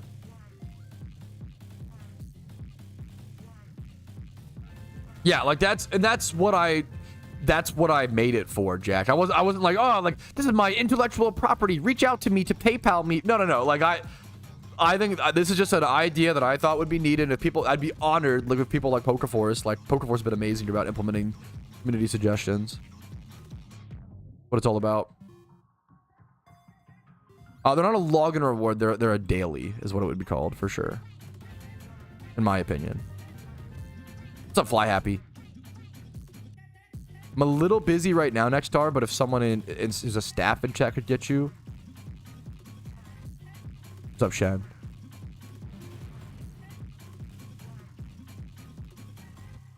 I can't believe we're already almost out of our balls. That's insane. Who's Jehovah's Thickness? That's fucking Oso.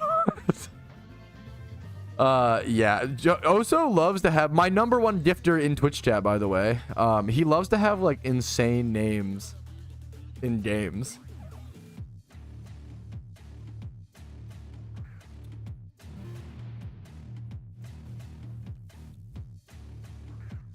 IVs are entirely random, but it is more difficult. The odds of getting a 6x31 Pokemon, it's just that every stat's equally random. So the odds of rolling a 6x31 Pokemon is like 1 in 1 billion. Like the odds of a wild thing would be insane. Oh, so no name change? Why would he change names, man? Jehovah's Thickness is obviously the best username in PokeMMO. Why would he take advantage of the name change? I don't know, man. Good question. Come on, Grams. This is actually crazy how fast I ran through these.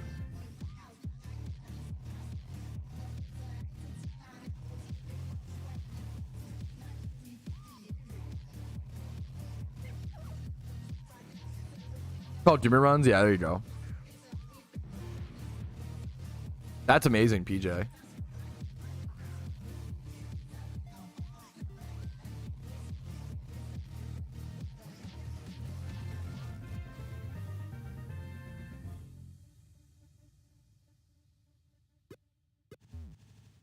This is actually crazy. I'm going to have to rapidly... This is actually insane.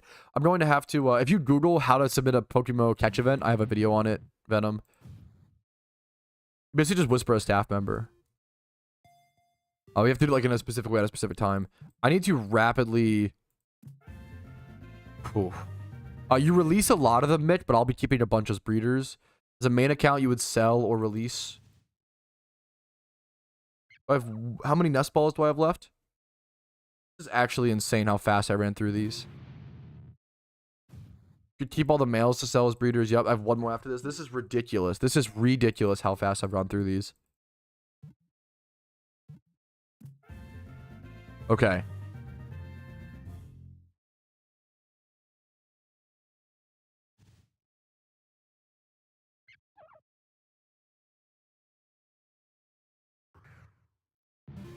Okay, this is genuinely ridiculous how fast I've gone through these. This is my last nest ball. I am 27 minutes into the catch event, and I have caught 60 Pokemon. I've used 60 nest balls. I now have to go scramble over to the Unova shopping mall, try to buy as many nest balls as possible extremely quickly. I'm going to go do that right now. I have to go to my PC and actually panic release some Pokemon. Let's do that first, because we can go over to the spot.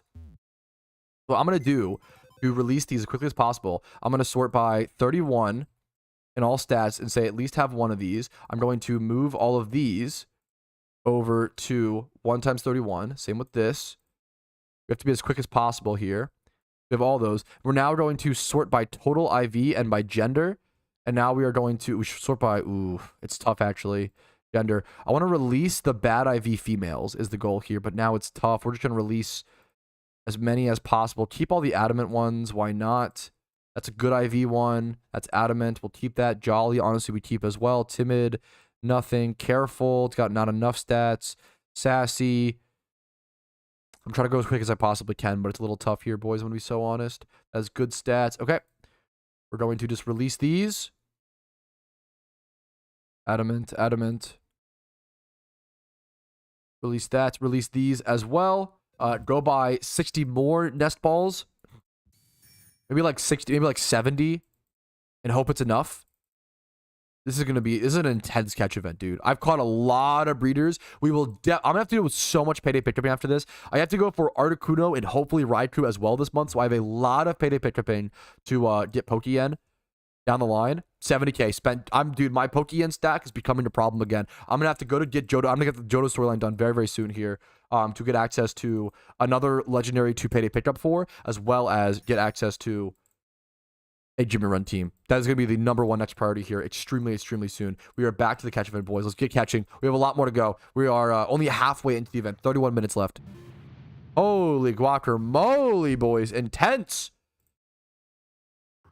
And the music is stopping. Meanwhile, things are intense. What are you doing, music? Let's bounce on it. Let's bounce on it. Yeah, same way yo mama does. True, true, true. Not terrible. I'm not gonna get anything worth submitting though. If you Great Ball, it's cheaper. Great Balls only have a 50% catch rate here. We calculated at the beginning of the event, Daniel.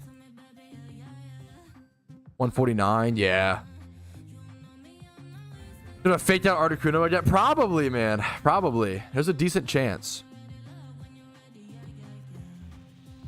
What ball is best? Nest Ball has a 100% catch rate if you're synchronizing. On a main account, you could also just Pokeball. You could also false swipe into Pokeball, and it's way cheaper. You're not going to profit if you're using Nest Balls here. But on an Iron Man account, going for it. Cloister Trainer Run requires Sinnoh done. I'd rather just, if I have to do one region for Pokeyen, I'd rather just do the, what's it called? You can do island runs as well, though. Dude, hell yeah, Zern. Congrats, man. Congrats. Articuno good for raids? Not at all.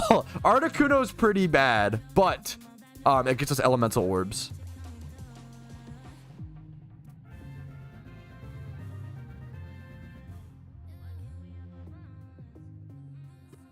Okay, dog shit Patrat. I spent so much money on this event. There's a really good chance I just end up with nothing worth submitting. And that's catch events, man. They are fucking tough. I'm glad I had an synchronized Pokemon for this. I don't remember items they nerfed that too. Well, they didn't. So pickup, payday pickup is not good for a main account. You should not. You should not. Wait, is that true, Zern? Wait, that's so fucking sad. I'm sorry to hear that. Oh my, I'm sorry. I didn't know. If you want to go for a place / win in the event, Robo, it's worth catch both. The -5 should not scare you away. You'll still get... If you're false swipe Pokeballing, you could consider it more. Maybe skip if you... But if you want the 250 RP or chance at 4th place, it depends. My nose. I'm weirdly a little stuffy today. Wait 1 sec.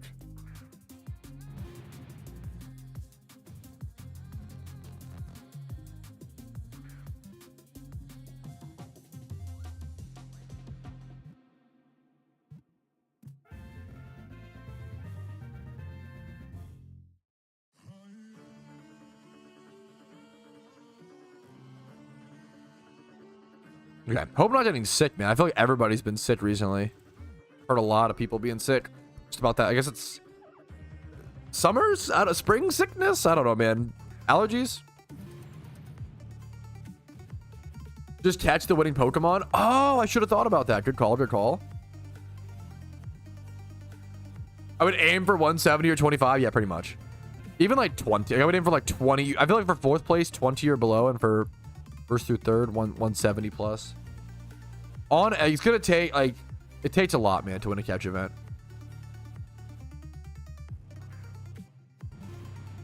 It's pretty rare, Rinky. I don't know. I think I've maybe seen a shiny catch event win an event once, but I don't even remember what the I think I've seen that once. How do you submit them on? If you look up catch events, explain PokeMMO, and how to submit your Pokemon, I have a video on it. Here is the video. I have won 2 catch events. I've participated in probably 120, 130 catch events, and I've won 2. I didn't win any before my first like 120 or so. And I won. Dude, thank you so much for the 5 gifted subs. Yo. Should be real, Tim. Thank you, man. The 5 gifted cool duder memberships. Hopefully the content's been helpful. I appreciate it, man. Thank you so much. Spinarak, and there was a Alakazam comp that I won as well, Asper. The Spinarak was the big one. The Alakazam wasn't a shiny prize. It was just a 6x31 Alakazam, and I won that as well. Thank you so much for the 5 gifted memberships, dude. Thank you, Tim.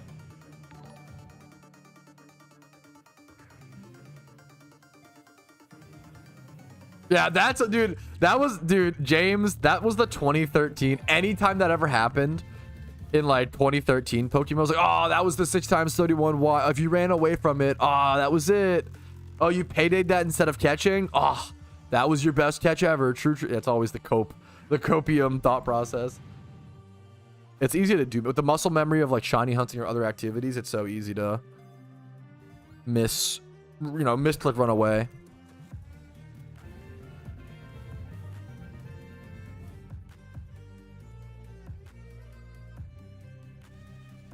Yeah, there were so many YouTube memberships gifted the other day, man. It's crazy.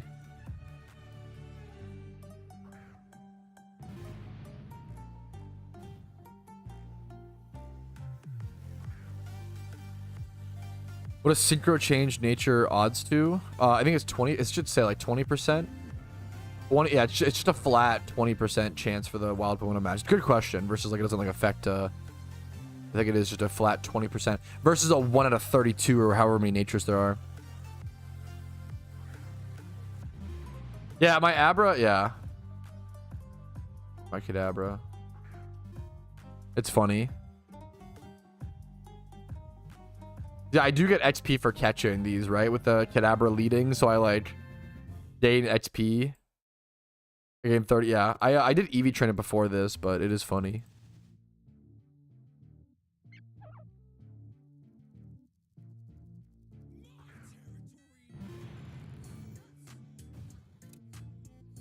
This is a crazy event, dude. It's actually like the quantity is just so high.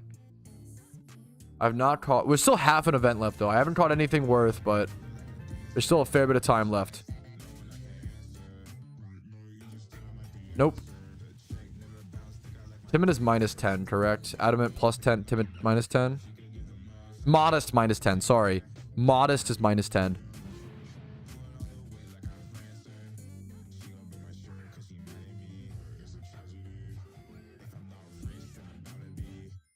Yup, Asper. I get like a modest. If I get like a modest 20 IV or a modest 25, that'd be amazing. That's my best shot at 4th.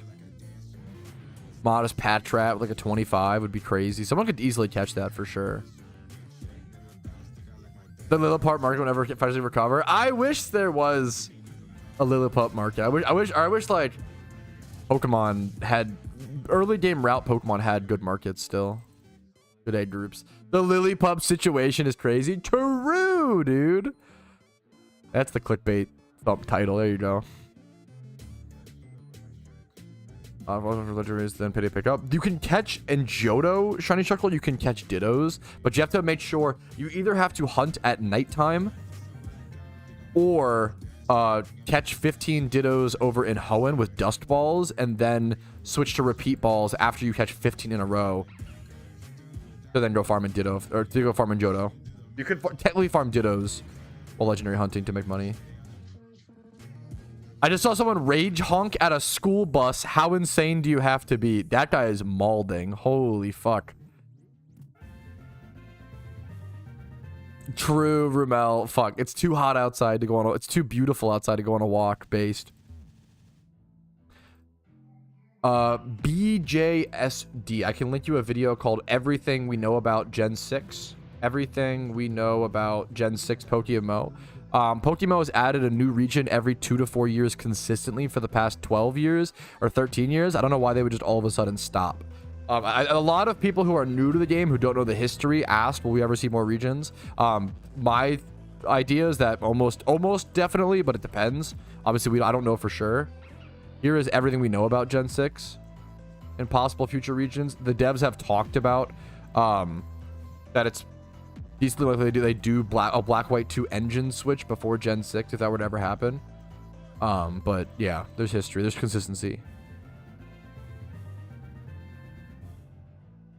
Adding regions over time just helps with everything. It helps with balance. It helps with excitement, markets. Like, helps with everything. Different style, yeah, of course, but so is Fire Red to Black and White, right? A lot of Pokemon players are like, oh, but how could they possibly add the 3D animation style? The game is already 2 styles, you just don't notice it. The game is already 2D and 2.5D. When you switch regions from Fire Red to Unova, the game switches its graphic style entirely. You just don't notice as much, right?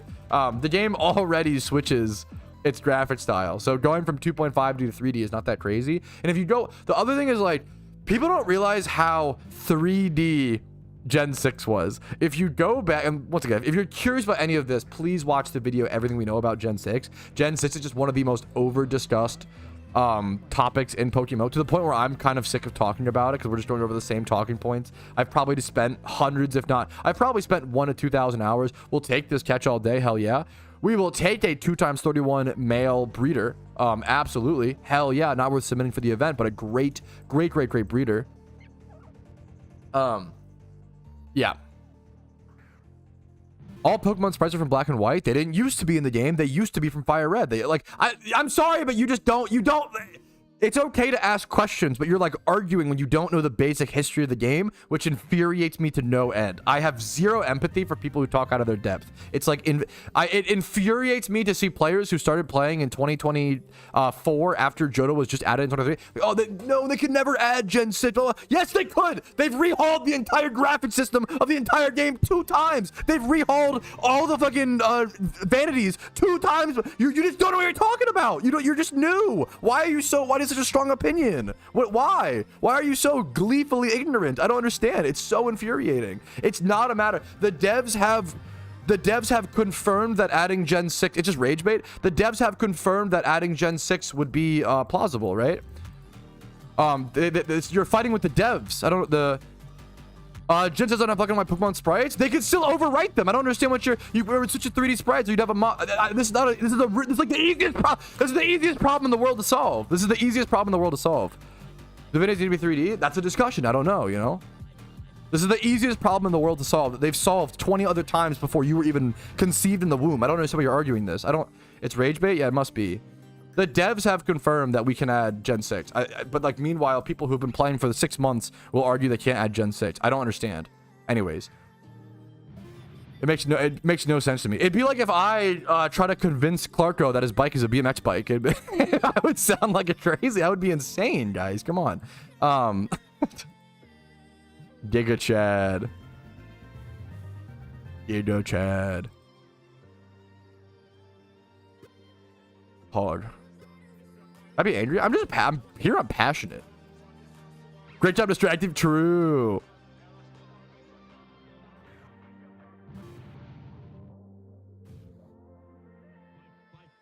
Yeah. This is once again, this is all the questions being asked are covered in this video. Please, if you are curious about Gen 6 or future, just go watch this video first before asking questions. All of this has been talked about for 2,000 hours previously. This is all talked about. The adding Pokemon prior to the generations, yes, that was done for Hoenn. We've done that in the past. We have added. It's very possible they bring back Altering Cave or bring back certain mechanics where you're able to catch Gen 6 to Gen 9 Pokemon before those regions are actually in the game physically. Yes, that's been done in the past. Absolutely. There we go. So when is Gen 6? Whenever your mom stops giving the best top imaginable, which is probably never. It's a great question. There we go. It's also possible they go out of order. There's a lot of, yeah. It's all covered in that video. Hello, Pathy. What's up, Choco Beam? How you doing? It's all covered in that video. I implore you to watch that video first before discussing further Gen 6 stuff, but that should be... I don't like discussing Gen 6 on the stream. We've covered it all. It's just... we've done it all.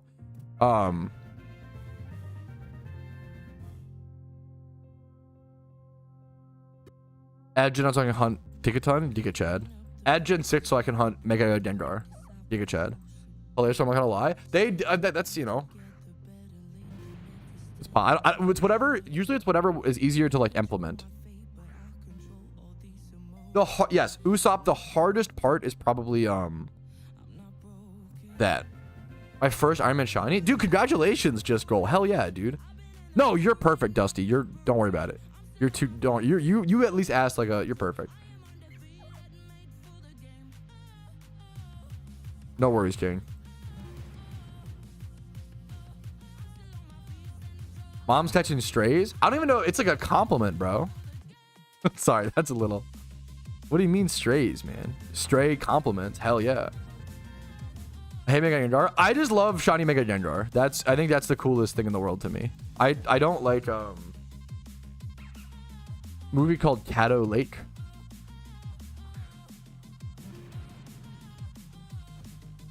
Pat not reading my base on one of the shop video in a different way. Fuck. This is genius. Thanks for commenting my G. Let's go Caddo. This is like a D's Nuts joke. Caddo Lake 2024. Add to watch list. There we go.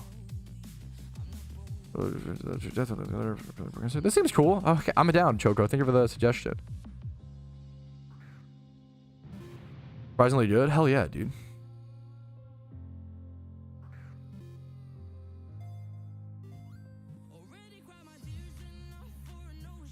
I never completed Alpha Pokedex. There's just not really a benefit to it. It's cool, but there's just not really a reason to it besides accomplishment. Dude, hell yeah, B. Happy to hear it, man. What's more original content of the game? Yeah, it's a tough... Original content at Pokemon is tough. I obviously want it for sure, you know. At this spot, it's 100% catch rate. Yeah, Tyrone. We're gonna catch Slugma. Slugma nuts. Over at like Magma Hideout. Comes to the top of my head. All these catches stink, man. I wasted so much yen here, but it's worth it. I'm happy to... Dude, that's... Shout out to Jebjuns. He really made that video possible. JPat. Got him. I have to cover my bases, you know. My last shiny. I don't even remember. It's a good question. It was on the main account. What was the last shiny on the main before we switched to this account? I don't remember. Sandslash? No, I don't think. Girafarig? No.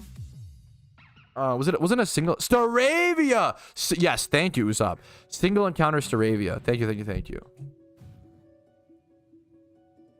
Bird. Bird. Yes, thank you. Dude, it's really sad, in my opinion, Jimmy Run, yeah.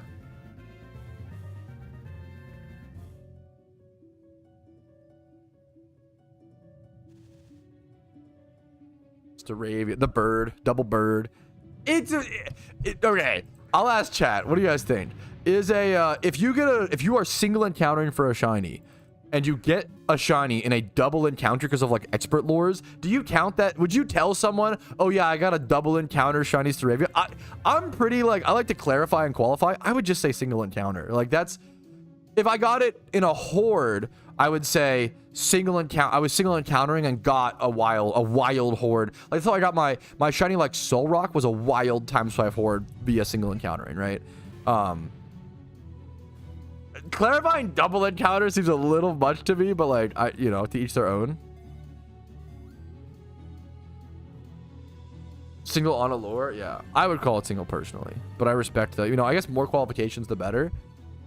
We don't want to be over schmeemin'.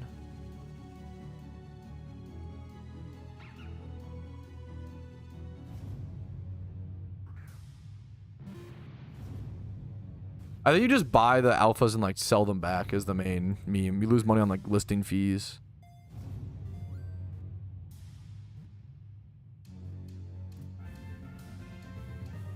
Shiny decks.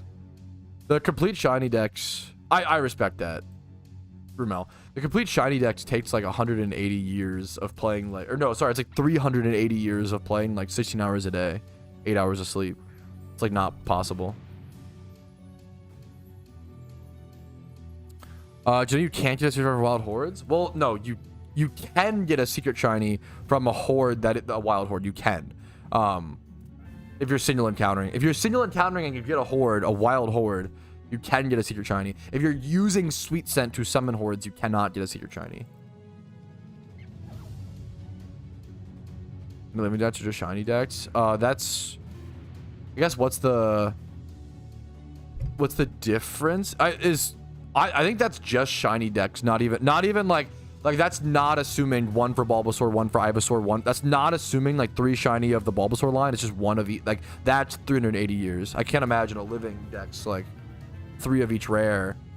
Yeah, at each stage I have never even calced because that would be over 1,000 years.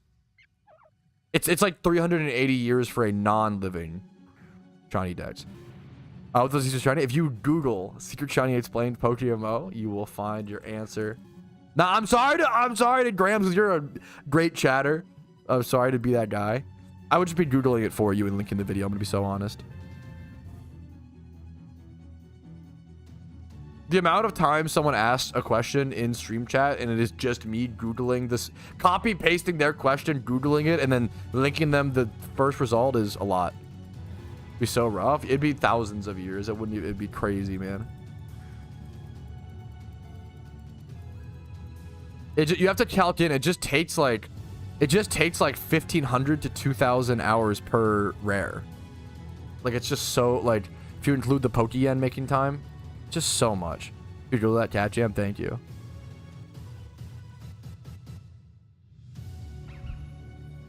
Take that backpack. More coffee the better. What a blatant blasphemous lie. I got this mild at work thinking she a psychologist because she studied before she yaps, bro. It can, too much qualifications can muddy the water, and I get what you're saying.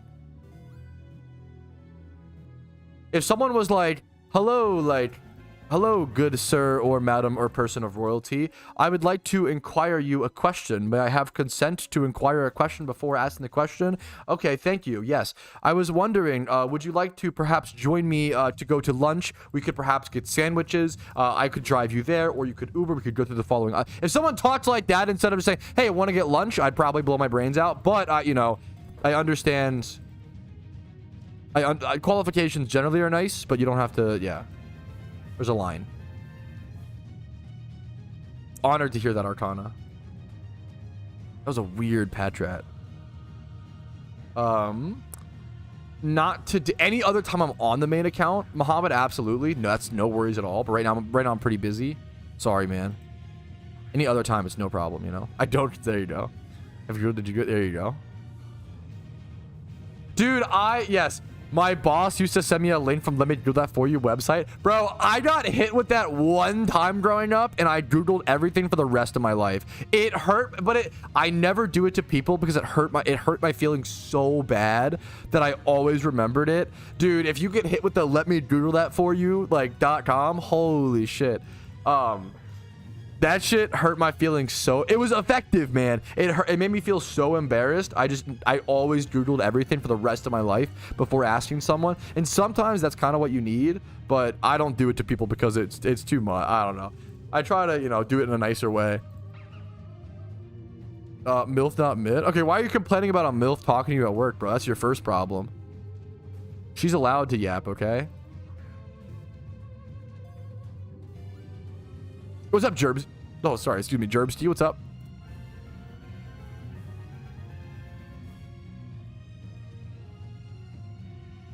Oh my goodness. 8 minutes left. Shut up, Cenix. How you doing today, dude? Look in a mirror, bro. You're too kind. Shut up. Raven, what's up, Shadow? How you doing? Dude, I'm gonna be so honest, Shadow. As a Raven, what is Wagwan? Is Wagwan a Ravens thing? I don't even know what that means. As a Ravens fan. Oh, Wagwan is a greeting, a Jamaican greeting. A casual, informal greeting, way of asking what's going on. Common term in the UK. Okay. I should have just Googled that instead of... Anyway, I should have Googled it instead of asking you, dude. Fuck. There you go. Now I know. From now... Okay, hell yeah, dude. What's going on? Yeah, no, there you go. I should have just Googled. I should have answered my own question. Got it. I've never heard it before. Let me Google it for you. Yeah, someone's gonna... Yeah. Any good catches? Not really, man. Big Trust. That one I understand as a Ravens fan. Big Trust. That one I get, bro. That one I can understand. Google it, pleb. I deserve that, dude. I should have Googled it.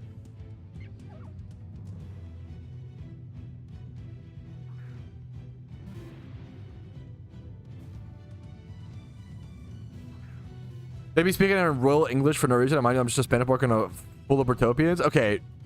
That's more understandable. Fair. It's pronounced Wagwan. Oh, shit. Is it actually? Wagwan? My bad. It's worth submitting, Shuckle, for sure.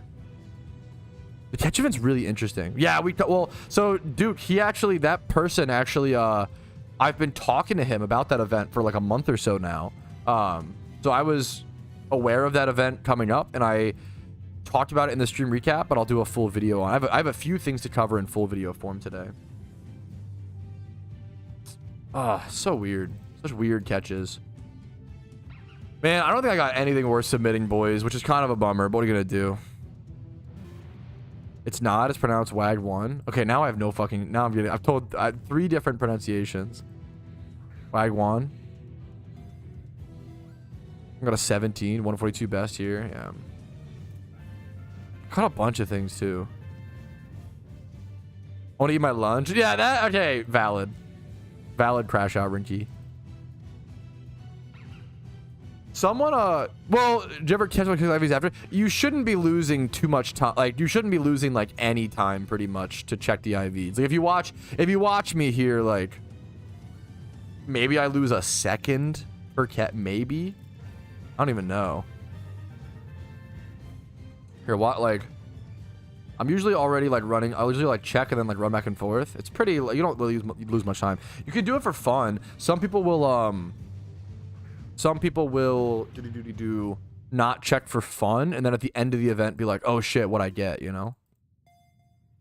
169 is that's really good though. Worth submitting. I don't even know what my highest is. It's like a 150 or below, I think. A good breeder.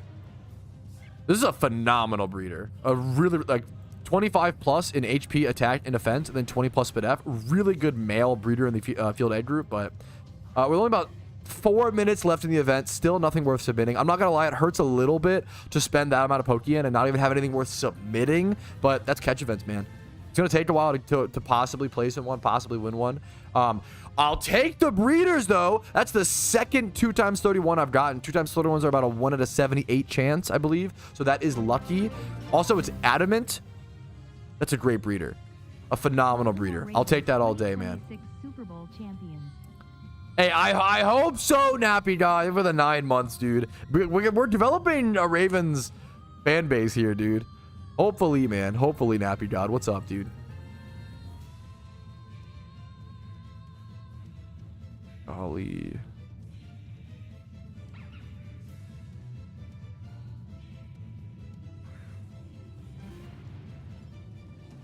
We're 100 nest balls? Yeah. I think I'm in this. It's crazy, Max. You spelled Cowboys wrong? Dude, okay.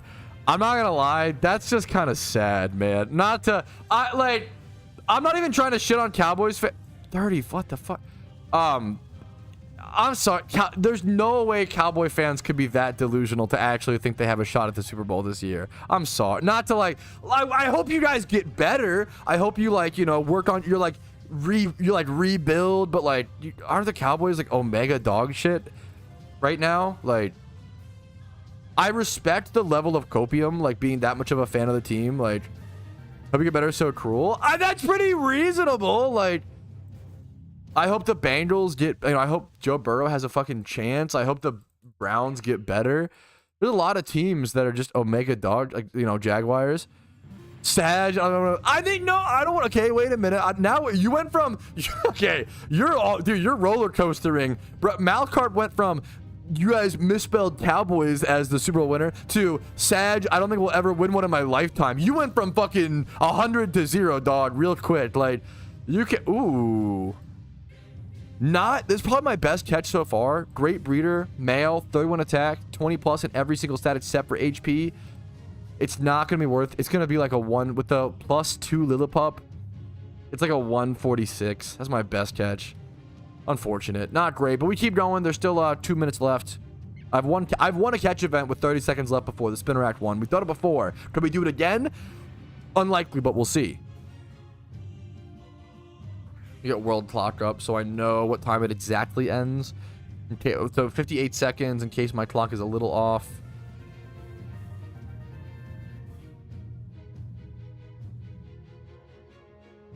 It's dog shit.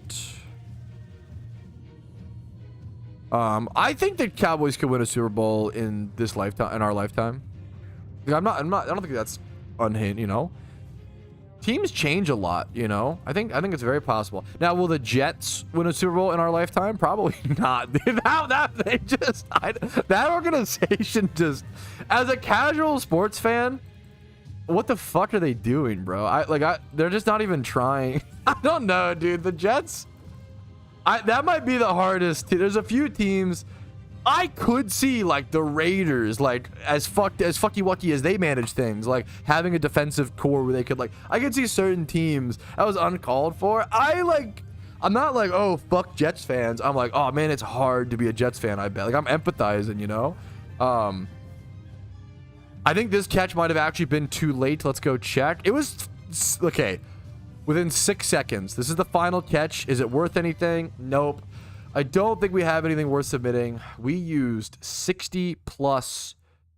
Oh my goodness. Didn't we buy 70 more, chat? We caught 124 Pokemon within that hour. Holy crap, dude. That means we averaged, what's the math on that?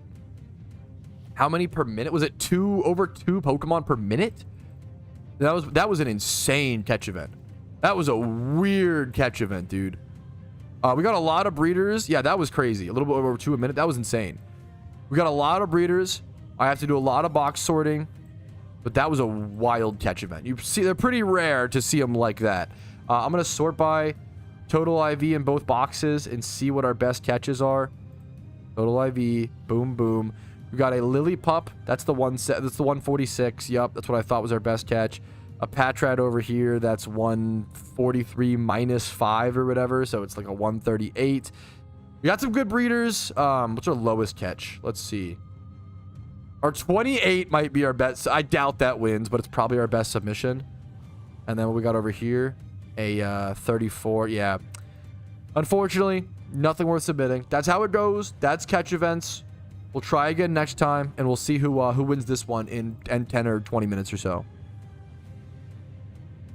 Oh, I'm sorry, Jerbsty. Pokeballs are 33% catch rate. We calced it before the beginning of the event, Shadow. You'd think they'd be higher. But they're tough, man.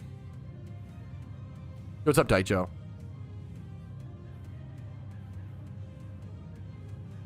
Yeah, I don't think I'm submitting.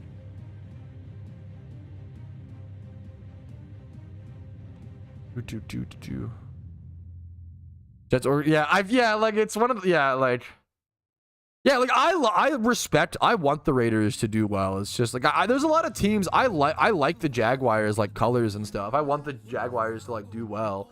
There's a lot of teams. Is it Trevor? Who's there? Trevor Lawrence, Jaguars QB with the long flowing hair. Yeah. There's a lot of organizations where I'm like, wow, I want to see these guys shine. Like there's some cool, you know. I'm not trying to like shit on the NFL teams. It is a little belittling. I'm not gonna, it is inherently belittling, so I'm sorry, you know, but maybe it's better to be aware of it, you know. I'm lucky to be a Ravens fan, dude. Lawrence is overrated. I don't have much of a take on it. I can't actually rate him. I haven't seen him play. Never watched a live Jaguars game with him. Make it a regular for Lawrence. There you go. I just like him from what I haven't seen him play at all. I like him from interviews. I literally have not seen Lawrence play, so I can't speak on it. I haven't seen a game. Caught your mod. Didn't think it was worth submitting. Okay. What were the IVs? If you have that information, you gotta let me know.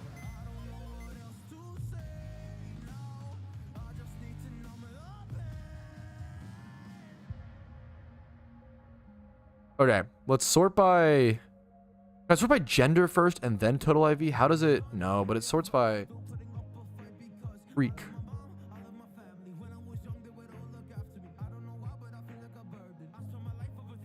Let's go ahead and... We're gonna sort stuff.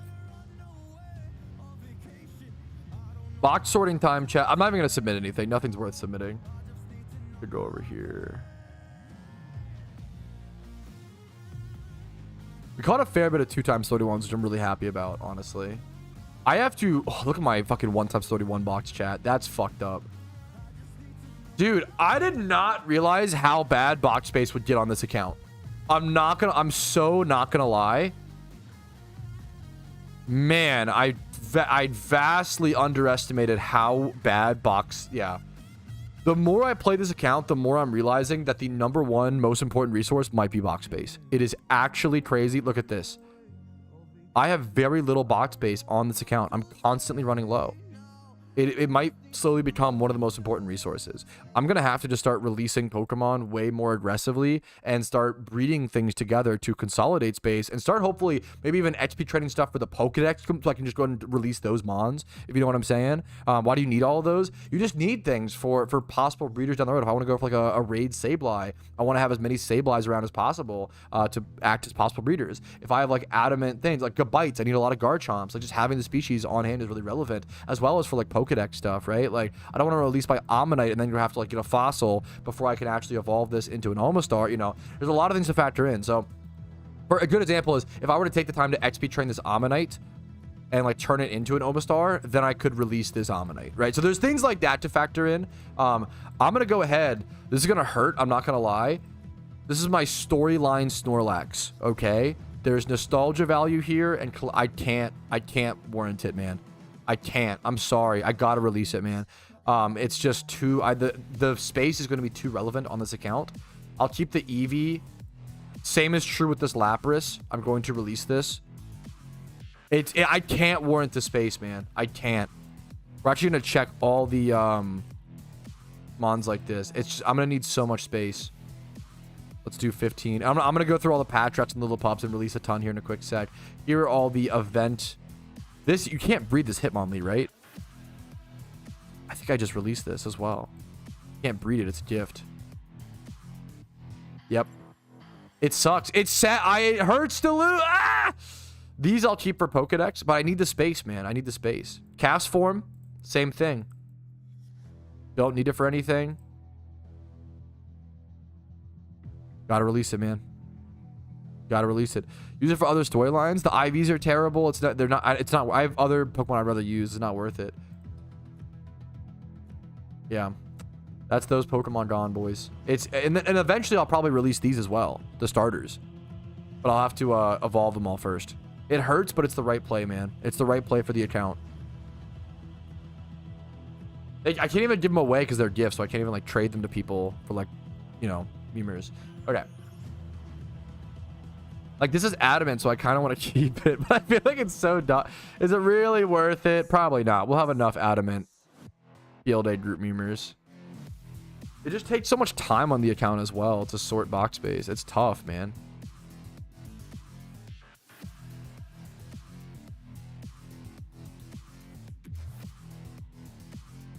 I'm literally about to run out of space in my 1x31 box for reference. Like, that sucks, man. Yeah, I'm out of space. Oh, that sucks.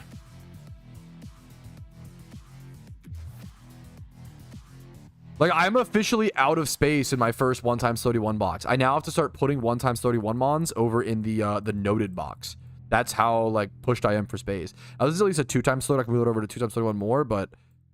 yeah, space is a massive, massive problem, as we can see. The mills are all sellable, at least. We're on an Iron Man, so we could... but yeah, for main accounts, yes, yes, yes. I don't think we need this Shroomish. Anything I'm putting over in the UT box will get released here in a quick sec. Released. Release. Keep global chat open.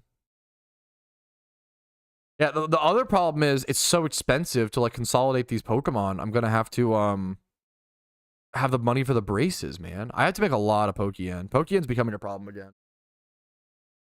Dragon Iron, dude, so fair. Hopefully, yeah, it's so fair. The average age of my viewer is like 28. It might even be high. Like, it's like my audience is just a lot older on average. Not in, like, you know, a name change contract. I did recently, Lavos. I just did a video recently covering the name change release.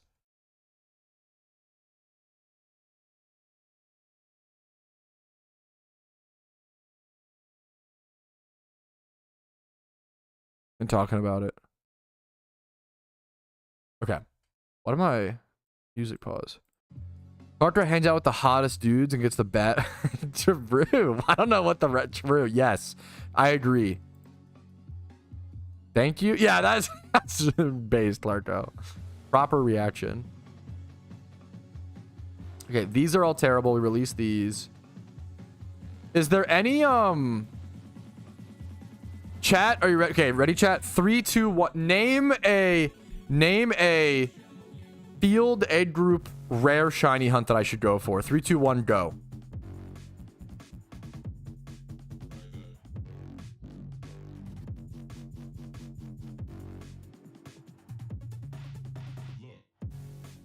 Adamant, the IVs are terrible. Is Snivy actually what's it called? Like, this is 30 speed adamant. Like, that's nice. What's up? Pumpkin Poo? How you doing? What's the plan? Are you busy today? What's up?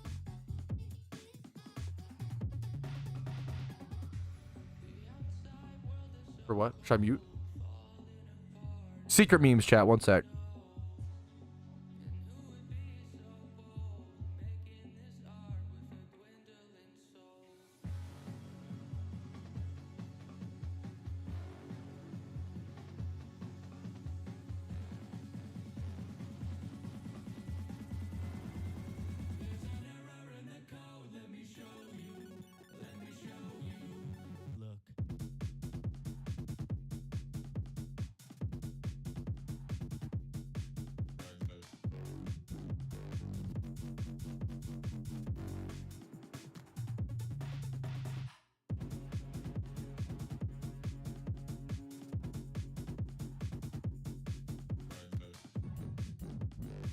All right, we're back. Just some niche. This news only really matters to Clarko. The guy, maybe she already told you. My wife, the guy who Clarko got me a game recently for my birthday, which was really fucking sweet, and I really want to play it. The guy who sold it, but it ended up not working upon arrival, unfortunately. So it was like so scratched up it wouldn't play.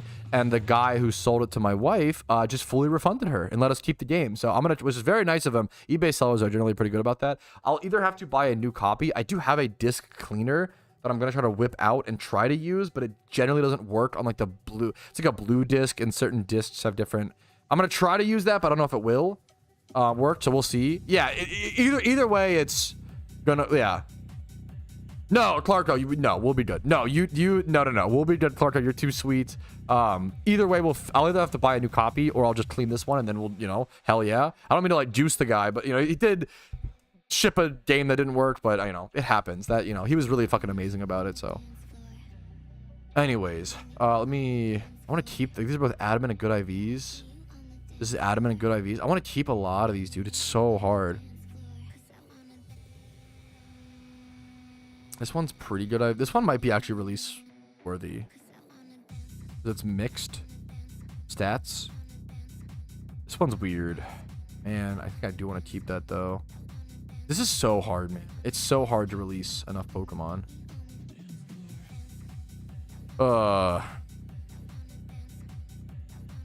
These are easy releases.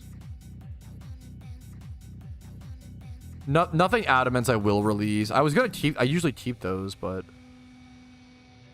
I think unironically one of the best ways I could clear up my box space. That has 30 speed adamant. That's relevant. Like, damn. 30 attack lonely, 29 attack adamant. Like, these are relevant. Maybe not lonely as much. Maybe I have enough. This one's adamant. Maybe I just haven't. But no, I don't have the speeds, but not the. Ah, it's so hard, dude. I actually do feel like one of the best ways I could get rid of box space is by oh fuck. Is by going for an egg shiny. Which is really funny. So we're gonna have to do that here coming up, chat.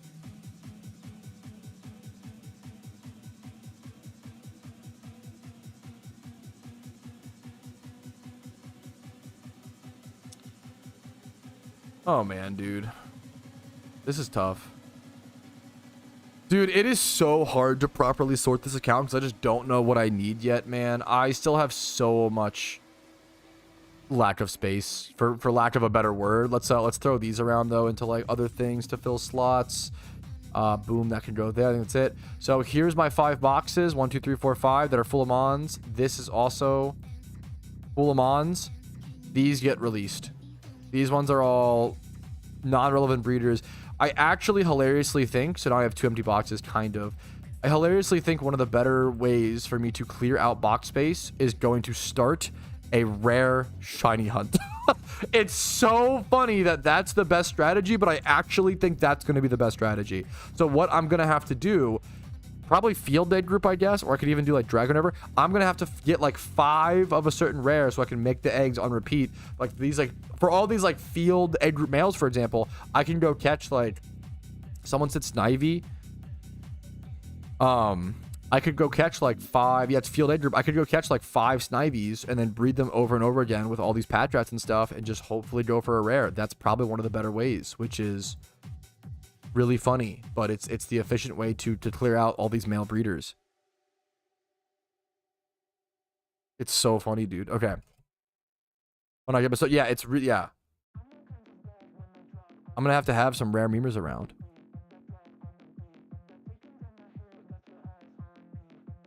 I totally miss what's happening in chat, to be honest. Happy almost birthday. Based. Blah, blah.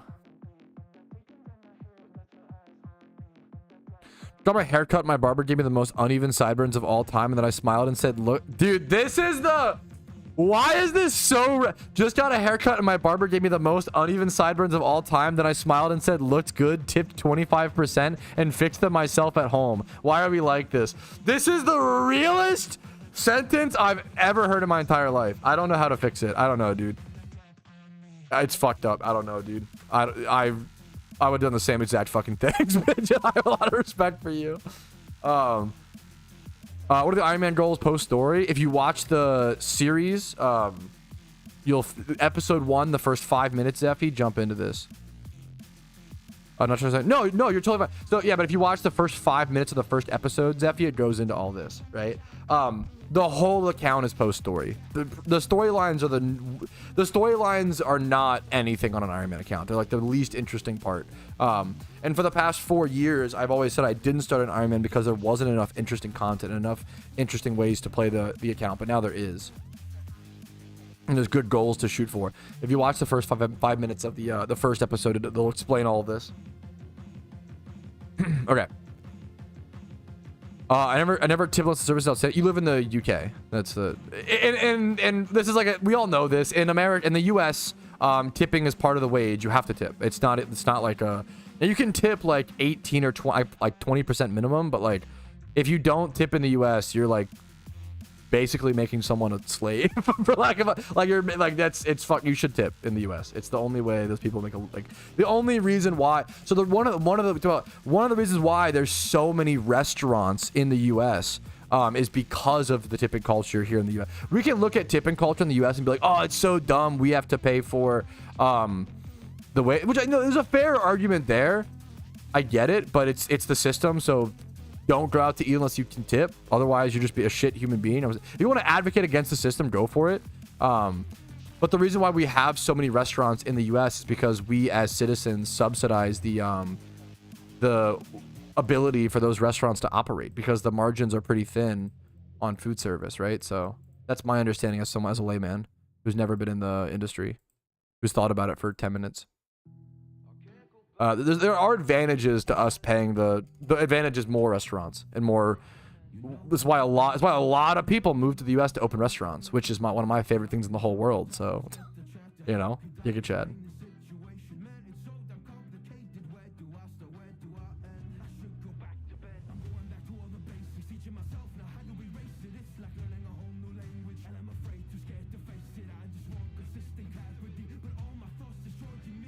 Yes, I've just recently gained the courage to ask a barber to fix them. If they don't fix it the first time, you can't ask twice. Yeah, I'll occasionally ask to go shorter, you know. Alternatively, don't tip and force employers to pay. That won't happen. You can't vote with your wallet on that in the U.S. What will happen is that the workers will get fucked so much more than the business. If you want to advocate against it and fight, vote in your local votes. You can't vote with your wallet with tipping in the US. You're just gonna fuck the person more than actually make the company change.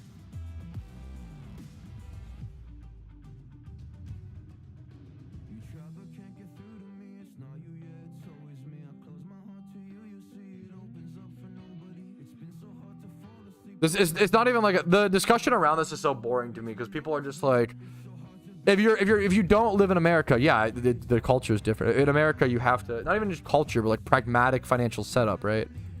That's what's different.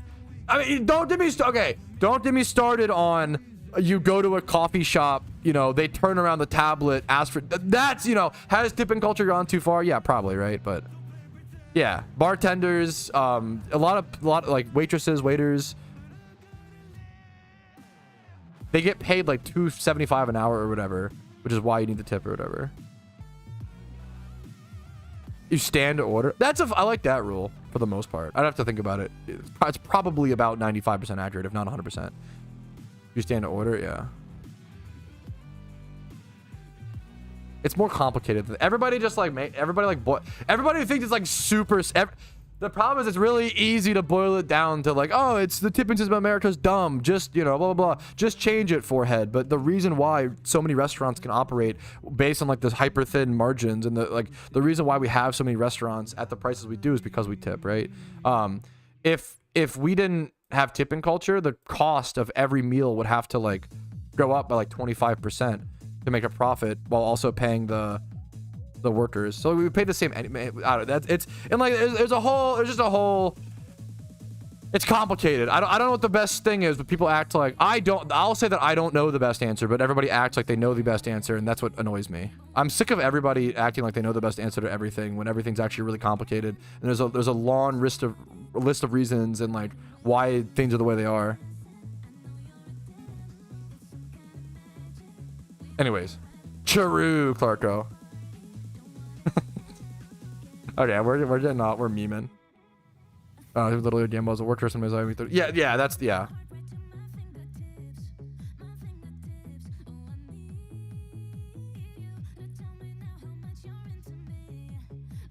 Yeah, that stuff's annoying to me, Drewby. I'm with you.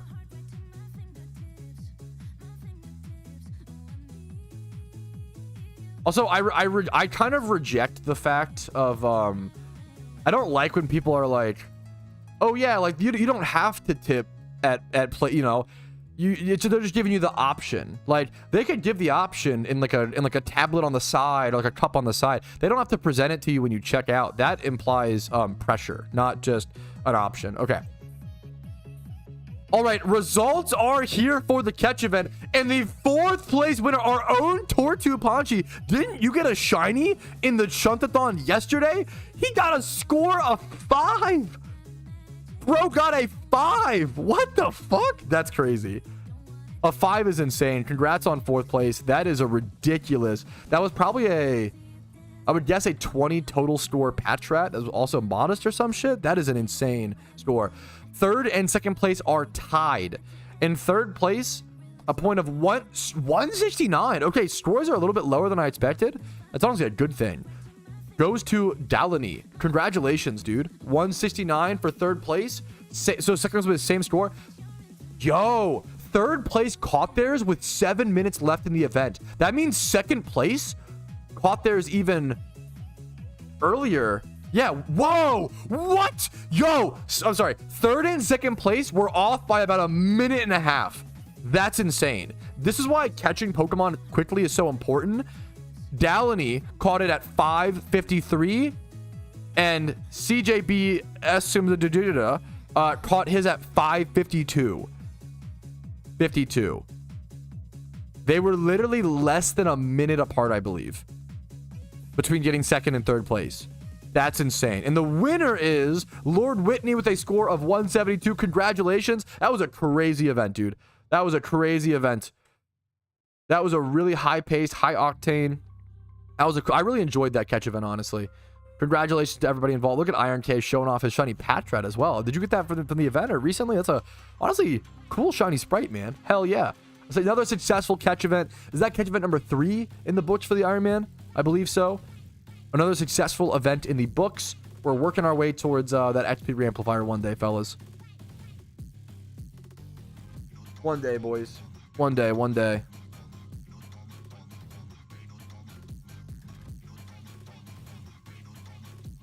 Let me scroll back down. That was a crazy event. What's the rewards? If you have exclamation mark event, I think the forum post will show you. It's usually a shiny and then 1,000 RP. If you Google what's the best region to start in PokeMMO, I have a video on it. Google questions first, please, guys. It's really sorry. I don't mean to be like condescending. It's just please Google questions first. What was your highest? Like a 146. I didn't even submit. All right, I had an idea of what I wanted to do next. What did I want to do next? I cleared some PC space.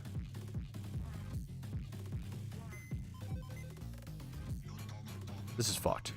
This is messed up.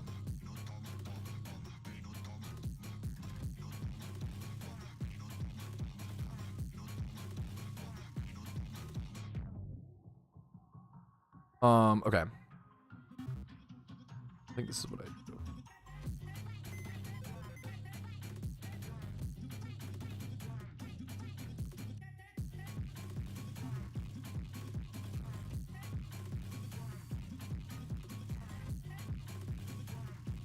Oh, yeah, I was going to do the rare shiny hunting stuff. Yeah. There's a lot. Guys, there's a million messages. Come on, guys. I think Legendary Hunt is the meme. How long are you streaming for? Not very long today. I'm going to be honest. I'm still recovering from the streamathon. I'm not going to lie at all, man. Okay. All right, with the catch event successfully done with, we could go do that little rare. We have like a lot of breeding to do. A lot of breeding. A lot of, you know, rare shunning to clear up box space, and a lot of, I also want to get back to Everstone farming at some point and get up to 50 to complete that goal.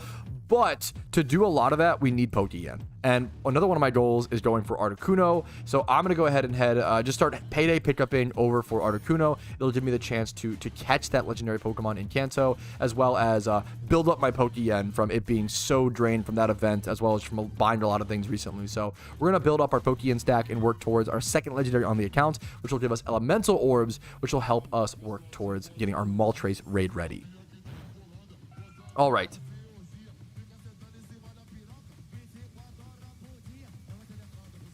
But with that, fellas, I'm going to be super honest. Hyper short stream today. I just wanted to do the catch event and sort of talk about all the news things that were happening. I'm going to go ahead and call it here, fellas. Thank you so much for watching. Like the video if you enjoyed it. Dislike if you didn't. Subscribe to the channel for daily Pokemon videos every single day. Follow me on Twitch for streams Monday through Thursday at 12 p.m. ET.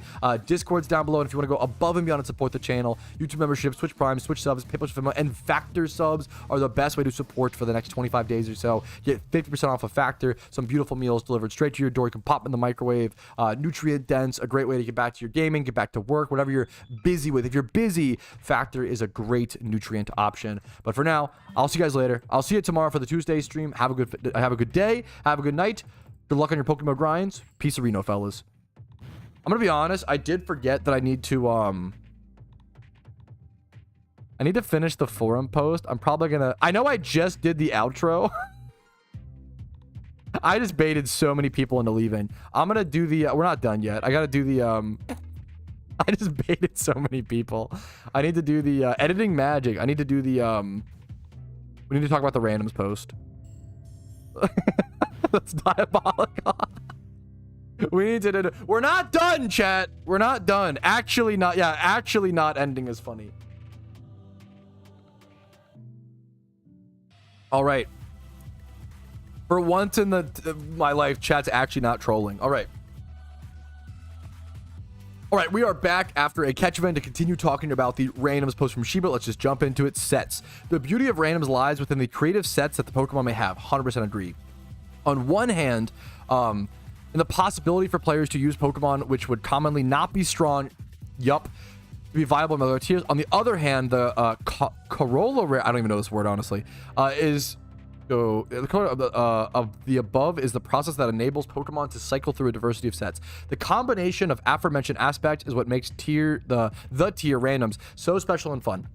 In randoms, every matchup will be different. However, we believe that numerous sets are detrimental to the game and undermine our enjoyment when playing randoms. These sets are usually those that disregard the characteristics of a Pokemon while severely affecting their viability. 1000%. I don't mind. This is a great. I don't mind like physical Swords Dance Ludicolo. That can work. That's totally fine.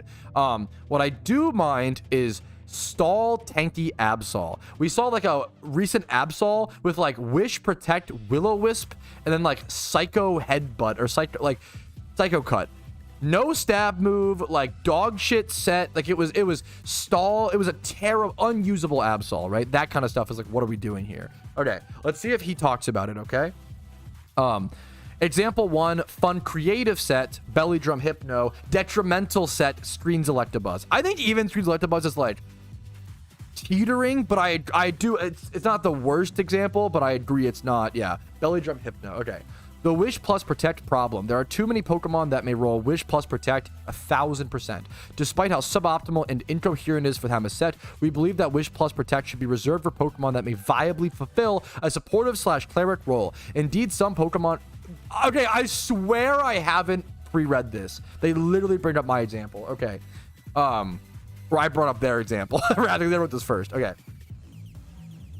Also, undermine the offensive capabilities. Therefore, we urge you to remove Wish Protect from the following Pokemon. Absol, 1000% agree with. Raichu, 1000%. I think I agree with all this. Raichu, Minunplusle, Jolteon, Delayed, Girafarig, Kangaskhan, Salamence. I think I agree with all of this. Why did I misclick? God damn it. I think I literally just agree with all of this. Super, super good points. 1000% agree. I have to scroll back up, but we do it live, boys. Fuck it. Okay. In addition, we encourage you to lower the frequency for certain Pokemon to roll Wish plus Protect due to, I think, just disincentivizing stall is ideal. Stall type things.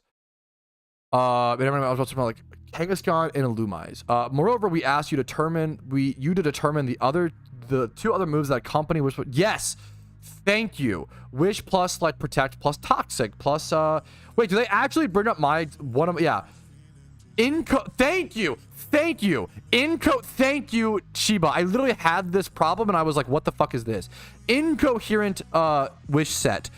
Absol with Wish Protect Night / Will-O-Wisp. Terrible set. Thank you. Example 2, Incoherent Offensive set. Wish Protect Thunderbolt HP Ice. Yes. Yeah, they don't. Thank you. 100% agree with this. The screens problem. Yes. The same considerations apply to several Pokemon that may roll a set with Reflect / Screens, which is worsened if the Pokemon is not equipped with Light Clay. Therefore, we encourage you to remove... Oh, I see the Eviolite screens. That makes more sense for Electabuzz as well. Yeah. We encourage you to remove screens from the following Pokemon. Raichu, Electabuzz, but instead... Yep, sure. That makes a lot... I totally agree with that now. Electivire, Jolteon, Pachirisu, especially if you can only learn Light Screen and not Reflect. Yep. Porygon 2... I don't mind... I don't know if I agree with all these. I don't mind, like, a Pachirisu. I actually don't mind certain Mons slotting in, like, Light Screen. I think it's fine to have certain Mons that slot in one of these moves as sort of, like, an extra defensive measure you can throw off. Like, Venusaur is a good example. I don't mind stuff like that, honestly, to, like, cover its weaknesses. I wouldn't mind a fast Pokemon like Pachirisu being, like, Thunderbolt... maybe like, let's... No. Discharge, HP Ice... Super Fang, Light Screen. I think that's fine. It's a little wonky, but I think it's fine. I think it's fine as like an extra utility move. Similar to like Superior running like Glare or something like that. Like an offensive mon that runs a utility move to catch some advantage as well. Porygon 2, especially because it can only learn Reflect and not Light Screen. It's a slower mon. I think it's fine. I think Pachirisu or Jolt. I would argue the faster mons can have like one slotted in. You don't need Light Clay with like Light Screen or Reflect. Obviously, it's nice, but like I don't think you can need those on certain mons. Magneton, which holds Eviolite. Yeah, Magneton with screens is awkward. I would prefer Eviolite. Yeah. Mamoswine, yes. Mamoswine, you want to be it's frail. You want to be offensive. I agree with this. Mamoswine, you want to, I think, not fast enough to like set Mamoswine, which should be like pure offensive. Or have like rocks or whatever, right? Probably all Pokemon who set up reflect the screen.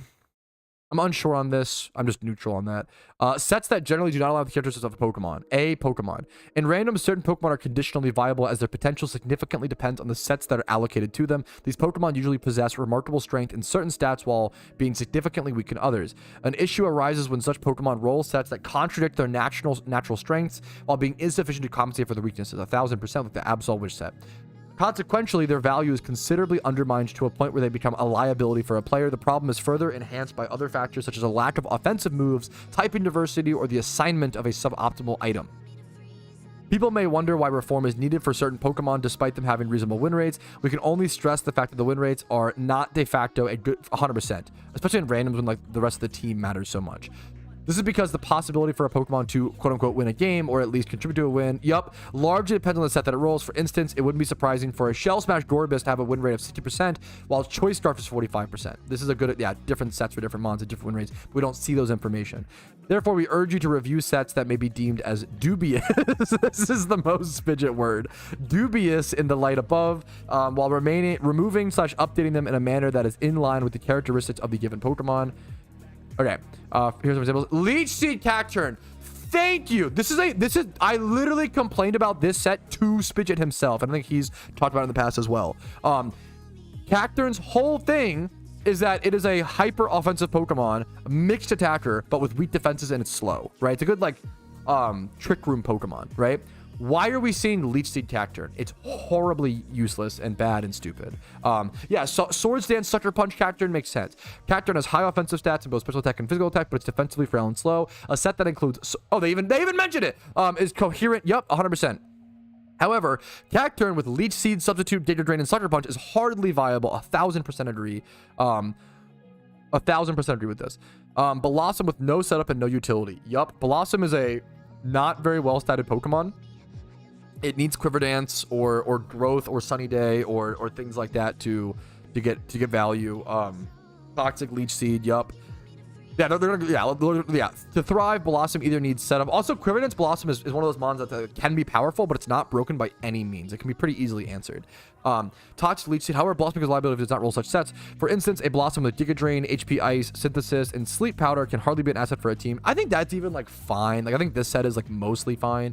Is it amazing? Not quite, but The synthesis is weird. I'd remove this for like toxic. I like the sleep, but then you have toxic and sleep powder. I like the sleep powder. Maybe like sunny day to set for like chlorophyll. I like sleep powder. Apparently it's just powerful, so I don't hate this set.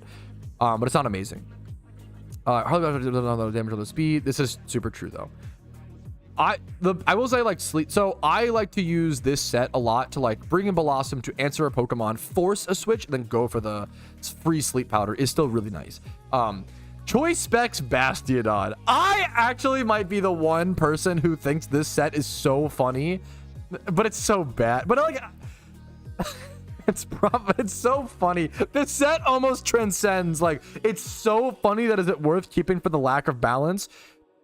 Not really, but almost. Okay, almost. Choice Specs Bastiodon. Bastiodon has extremely high defense stats, but is a very weak offensive stat of Pokemon. Sets on Bastiodon that provide utility to the player are in line with like Stealth Rock, Toxic, Roar, Iron Head. However, Choice Specs does not add sufficient damage to Bastiodon's moves for it to become offensively valuable. Its defensive stats are undermined despite them being his strength, while the Pokemon remains offensively weak. I'm okay with leaning into certain Pokemon's weaknesses, but making it like really well statted and really like...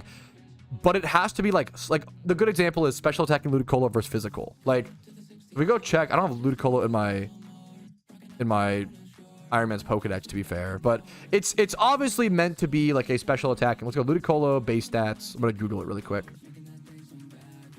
It's obviously meant to be special, but its physical attack isn't so bad that it's unviable. So Ludicolo's base special attack is 90, right? Its base physical is 70. Is it lower so you would normally not run physical in PvP? Yes, but it's not like unusable, right? Versus like Bastiodon's special attack is like 35. Putting a specs on that is not going to make it a threat, right? Okay. The above mentioned conditions of Pokemon Center are problematic because they enhance Pokemon's weakness, enhance the weakness without sufficiently enhancing their positive traits. Yup. Allocating resources into a Pokemon's weakness at the expense of its strength is not always an issue, but in several instances is highlighted. Here we go. For example, Belly Drum Hypno Set ignores the Pokemon's strong defensive ability and acts its role as a special attacker, and instead considerably enhances its weakest stat, physical attack. Nonetheless, unlike the example we mentioned, a Belly Drum set on Hypno sufficiently enhances its weak attack to make it viable. Yes, I super agree. Super agree with that. In addition, blah blah blah, we recommend that these be removed. Ledion, yes, thank you. Ledion with reflect screens, substitute baton pass, get that out of here. Smeargle, yep, it's just not fun. Choice Band with Sucker Punch when it's equipped with a Choice Band. I love Sudowoodo. It's such a fun Pokemon, and I would love to see it. I super agree with this. When it is equipped with a Choice Band.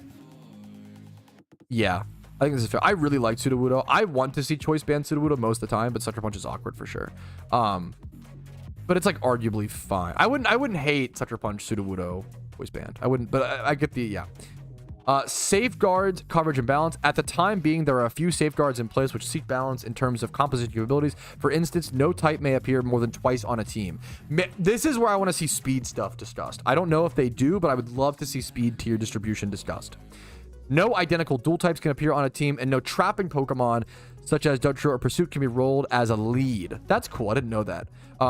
Nonetheless, we share the opinion that the current safeguards are insufficient. I vehemently agree with this, which consequently leads to unfair and unbalanced situations.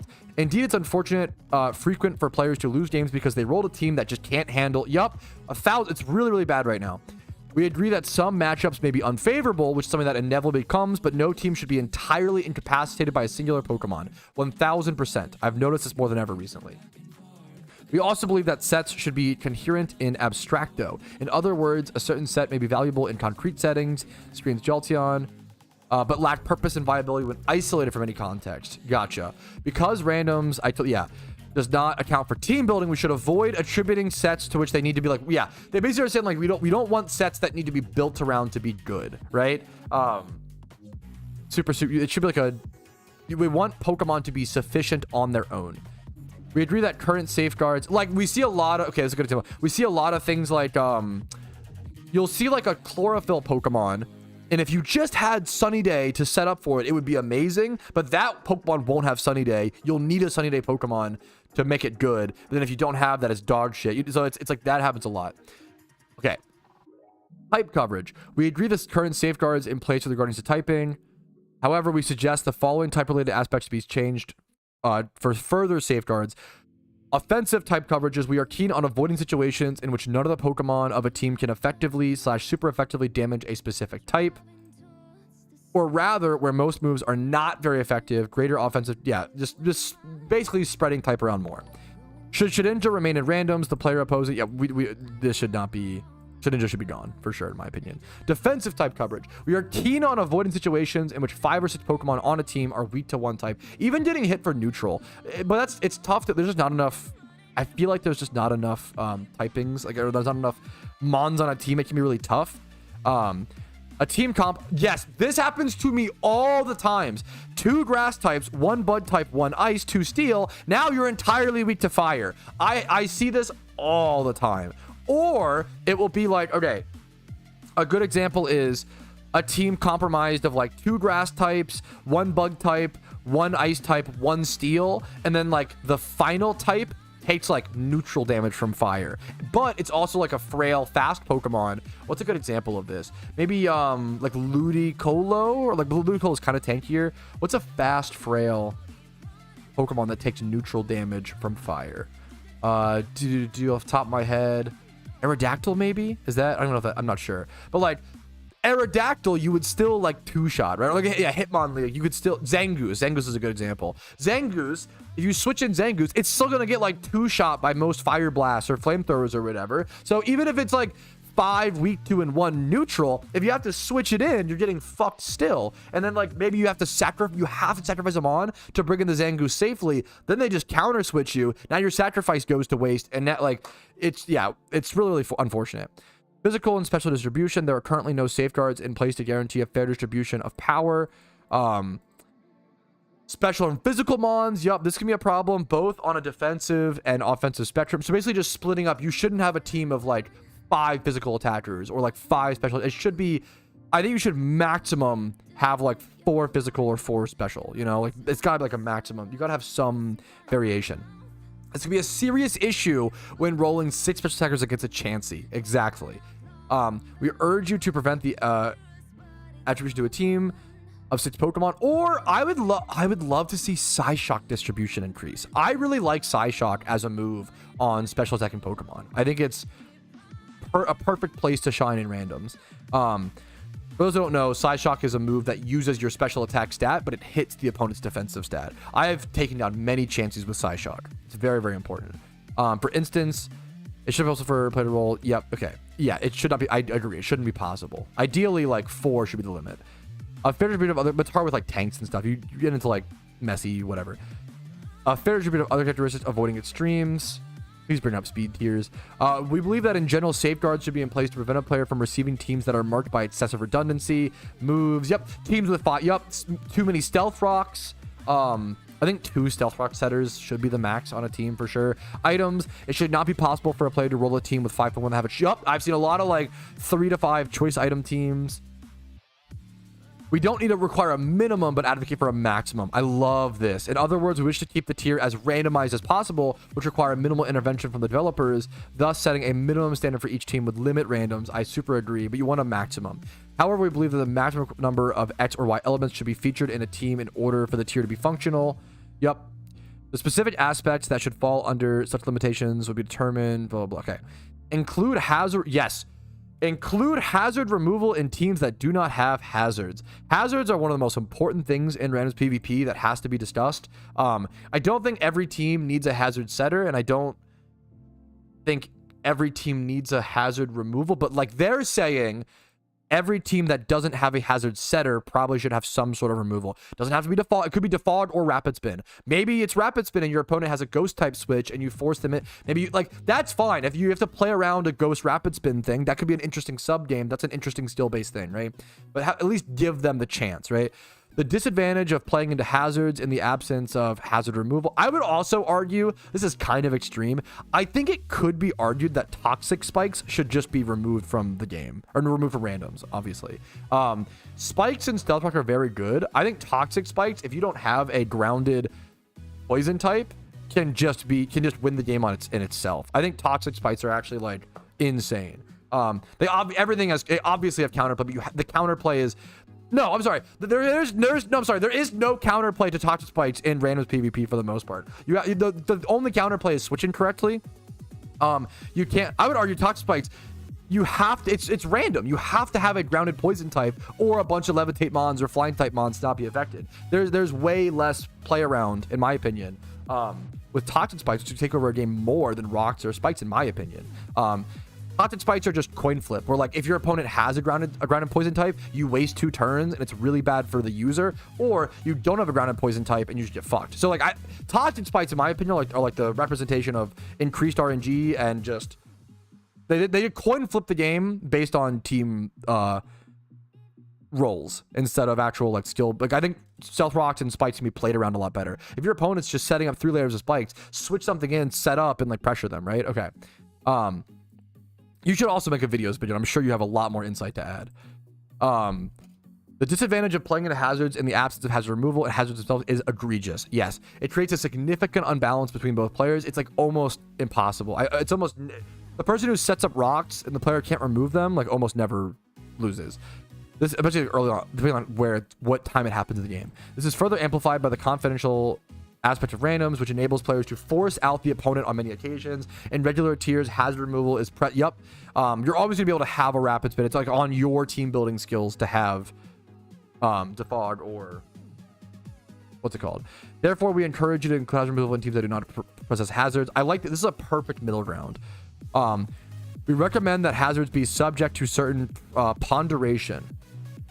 We also suggest that mons categorize them in terms of okay. This way, a team that has hazards will increase the overall tier of the team, and a team without hazards would see its overall tier decreased. This way, the AI would be able to detect the imbalance. Okay, maybe like give the person without hazard settings the more powerful Pokemon, like higher level. I could see that. I like that. We want randoms, but randoms to be balanced. That's really it. I think all of these changes still like are in the spirit of randoms, but a lot more balanced. Trapping Pokemon as leads. Currently, trapping mons may not be rolled as lead Pokemon, such as trapping mons, instant pursuit, shadow tag, Rita trap. However, magnet pull mons are exempt from this safeguard and may be rolled as a lead. We do not understand this exemption. Therefore, we ask you, okay, really easy suggestion. Tiers within the tier. This is cool, but there's a whole lot of, actually, no, let me read this first. Certain Pokemon with specific sets are stronger than others. Pokemon X with set Y may be stronger than Pokemon A with set Y, or than Pokemon X, but this time with set Z. Okay. To avoid imbalances in the allocation of a team, we should like the developers to implement a non-public tiering system within randoms itself in order for the AI to fairly distribute Pokemon within the team. Yes. Just have power levels of the Pokemon. Absolutely. The purpose would be to avoid situations in which a team has 5 or 6 overpowered combinations of sets of Pokemon and vice versa. 1000%. For instance, Shell Smash Gorbis should be categorized in S+ tier, while Choice Scarf Gorbis would be in C tier. More specifically, tiering should be processed according to the win rate of the given Pokemon. I've always assumed this is the case, but I don't know if it is. To reiterate, I would like it to be the case for sure.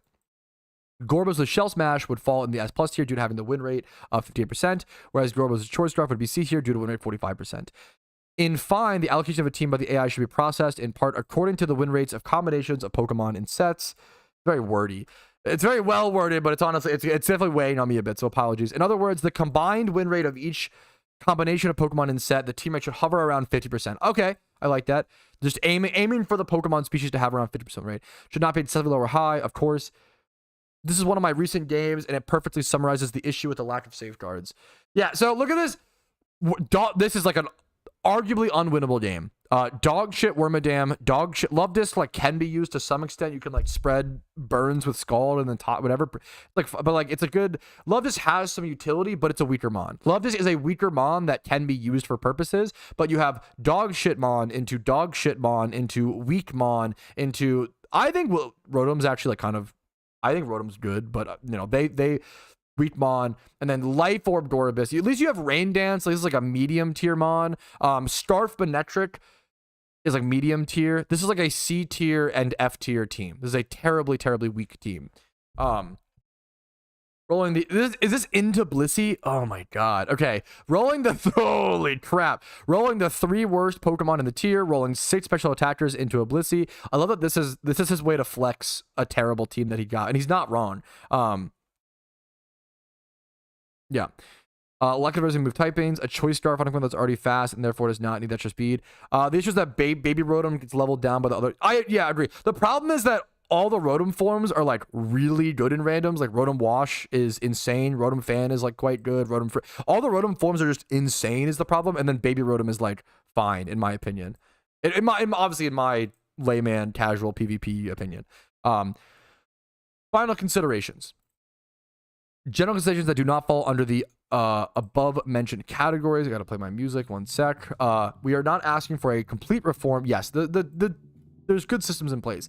This reform request may be critical of certain aspects of randoms, but we enjoy the most of the current features offered by the tier. We are in favor of playing original sets in randoms that would otherwise be unavailable in other tiers. The same applies for Pokemon that are fun to use. The easy example I always is Swords Dance Ludicolo. I think is fun. We agree that with the matchmaking system, where losing a game of randoms is less impactful than loss of other tiers. But I like they call out the positives they agree with. That's really cute. For the tier to remain faithful to its essence, we believe that randomization should be the rule. However, some degree of intervention is required for healthy gameplay. The suggestions and problems underlined in this document are the intervention we'd like to see, of course. As far as we know, anything that has not been mentioned should remain unchanged and therefore implicitly marked by our approval. Upcoming update involving PvP players. That randoms update is long overdue. The numerous players that have considered experience in randoms and are themselves okay, this is pretty like overly wordy at times. But I respect the seriousness and professionalism of it. The current meta includes a wide array of dubious sets. Spidget, you're in chat, Spidget. Did you make this word? I said that this is the most fucking Spidget word of all time. Dubious sets. Anyways, we encourage you to involve experienced randoms players and PvP players in the involve players in the absolutely, and more generally in the upcoming update of randoms. We are aware that this involvement should be limited in a way that does not affect the fairness of randoms. I didn't write any of this. Did you? I assume you had a lot of he credited you in it, Spidget. Did you like have a lot of discussion with him? I assume. Thank you, Boston, bro, for the sub. Thus, our involvement would be limited to Pokemon and sets that may reasonably be deemed as dubious.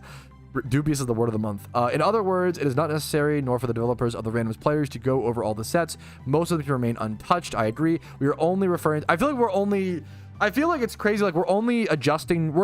All of these considerations. I would argue with all of these considerations in play. I bet you that we're changing like 10 to 20% of randoms. Like it's the tier is mostly good. There's just a few things that need to be balanced. Hall of Fame. I don't know. I'm curious. Noting that players who finish a season on the leaderboard as rank 1, 2, and 3 in OU, UU, NU, and doubles. Yep, doubles. Therefore, winning a crown, have their in-game name displayed on the PokeMMO Forums Hall of Fame thread. Reaffirming that prestige. Yep. Expressing our lack of understanding as to why top leaderboards in the randoms tier don't have that. Easy change. We adamantly ask you to display on the Hall of Fame thread. Yep. Okay. Yeah. Let randoms players be represented on the Hall of Fame. Absolutely. This is one of the final points. On the final note, open discussion on the forums. Mention within this document, which will be posted on the forums, any topics that are open to. I think all topics are open to be discussing, obviously, but like the ones they really want to see discussion on are the starred ones. Also, frowny face, by the way. The trio. Hello. Okay. The trio and Shedinja randoms, is that uncompetitive or not? I think they are personally. I agree with that. The specific adding of new items, Pokemon abilities, the specific Pokemon that should not have access to streams, the coverage safeguards, the randomized distribution of hazards, all of this is open for discussion. Naturally, we welcome and encourage players to voice their own opinion on other matters related to randoms, including either ones that may or not have been included. Lastly, regarding dubious sets, it'd be helpful if players could post screenshots. Yeah. All right. Acknowledgements. I want to thank Rach. Kind regards, Disco Shiba and Spidget. There we go. There it is, boys. I agree with 95% of this post. Is like the adding in of Wobbuffet is one thing. I think certain sets are fine. I think this is a great post. 90% or so. I think this is a great post that really professionally answers and addresses every single problem that I have in randoms right now. Every single possible concern. How do you even thank Disco Shiba and Spidget for writing this? Jeez Louise, it's so much work. This is so was obviously taken very, very seriously, and I respect that. You know, at the end of the day, is it just a game? Yeah, but people also spend thousands of hours playing just a game, right? It's okay to care about that. It's okay to be passionate about something. This is the perfect level of passion where they're using that passion to politely critique and put in actual solutions and like address things very pinpointedly and with examples, as opposed to like, oh, randoms is not balanced because of blah blah blah, right? The one thing I would have loved to see is speed tiers talked. I think there's the one big point I didn't see. I would add into the safeguard section speed tiers. I think every single team should have a Pokemon above like 200 speed, or maybe even like 180. Like every team should have at least one fast Pokemon. I've seen so many teams this season where my fastest Pokemon was like 156, and then all the other ones were like 120 and below, and then my opponents just swept me, and I couldn't do shit. So yeah, speed tiers I think need to be fixed. There's a lot of mons that like are low speed in randoms that also aren't tanky. Things like Cacturn we talked about earlier. Like these are mons that can't really answer things if you don't have other Pokemon to pressure out.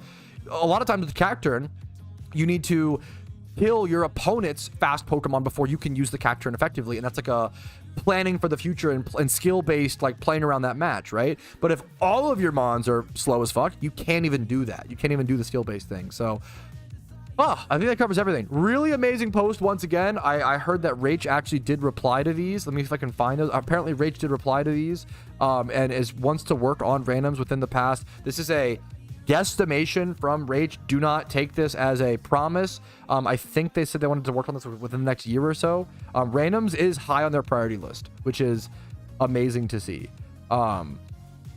I don't know if I have the screenshots up, unfortunately, so I'm gonna go ahead and call it there. What do you guys think? How do you guys feel about this? What wasn't mentioned? What do you like agree with? What do you disagree with?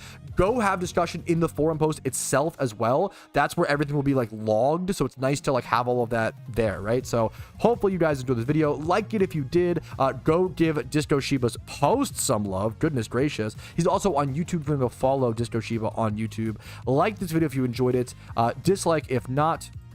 Go give some credit over to Disco Shiba. This will be linked first thing in the description. Subscribe to my channel for daily videos every single day regarding PokeMMO. Follow my Twitch for streams Monday through Thursday at 12 p.m. ET. Discord's down below. And if you want to support the stream and go above and beyond this month, Factor is the best way to do so. Link will also be in the description. Thanks for watching, and good luck in your randoms PvP games. And I hope we see some reform for it over the next 6 to 12 months.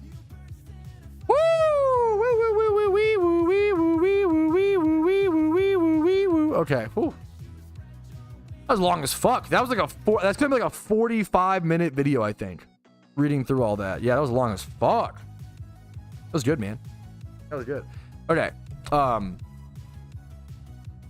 Not ending. The very long dog, yeah. It's very good. A very good doc, if you ask me. I literally think it touched on like the one thing is speed tiers, but everything else I would so above and beyond with pragmatic examples. I love the examples. Yeah, it's very, yeah. I would say that my biggest complaint of the document is that it's overly professional and like overly wordy. Number one, that's coming from a streamer, which is funny. And then number two, so, you know, take it with a grain of salt. And then number two, if that's the biggest problem with the document, that's probably a really good sign. The fact that it wasn't like, oh, the gameplay suggestions he added are terrible. No. It's just like the comprehension's a little tough, but that's, yeah, I think it's amazing. Dude, I have so many more things to cover, Jack. I'm going to go ahead and actually end the stream, I think, fellas. We're going to cover more things in great detail tomorrow, chat. We have a lot more posts to cover tomorrow. We will do that. But for now, I will see you guys later. Have a good one. I'll get you Tibbs. Make sure you're online and unbusy. I'll get you, though. Me when I get you. Beautiful. All right. I will see you guys later. See you Tuesday. See you tomorrow. Peace, Reno, fellas. We're gonna sit around we're gonna raid someone on Twitch if you want to spam smiley faces. That's the final thing.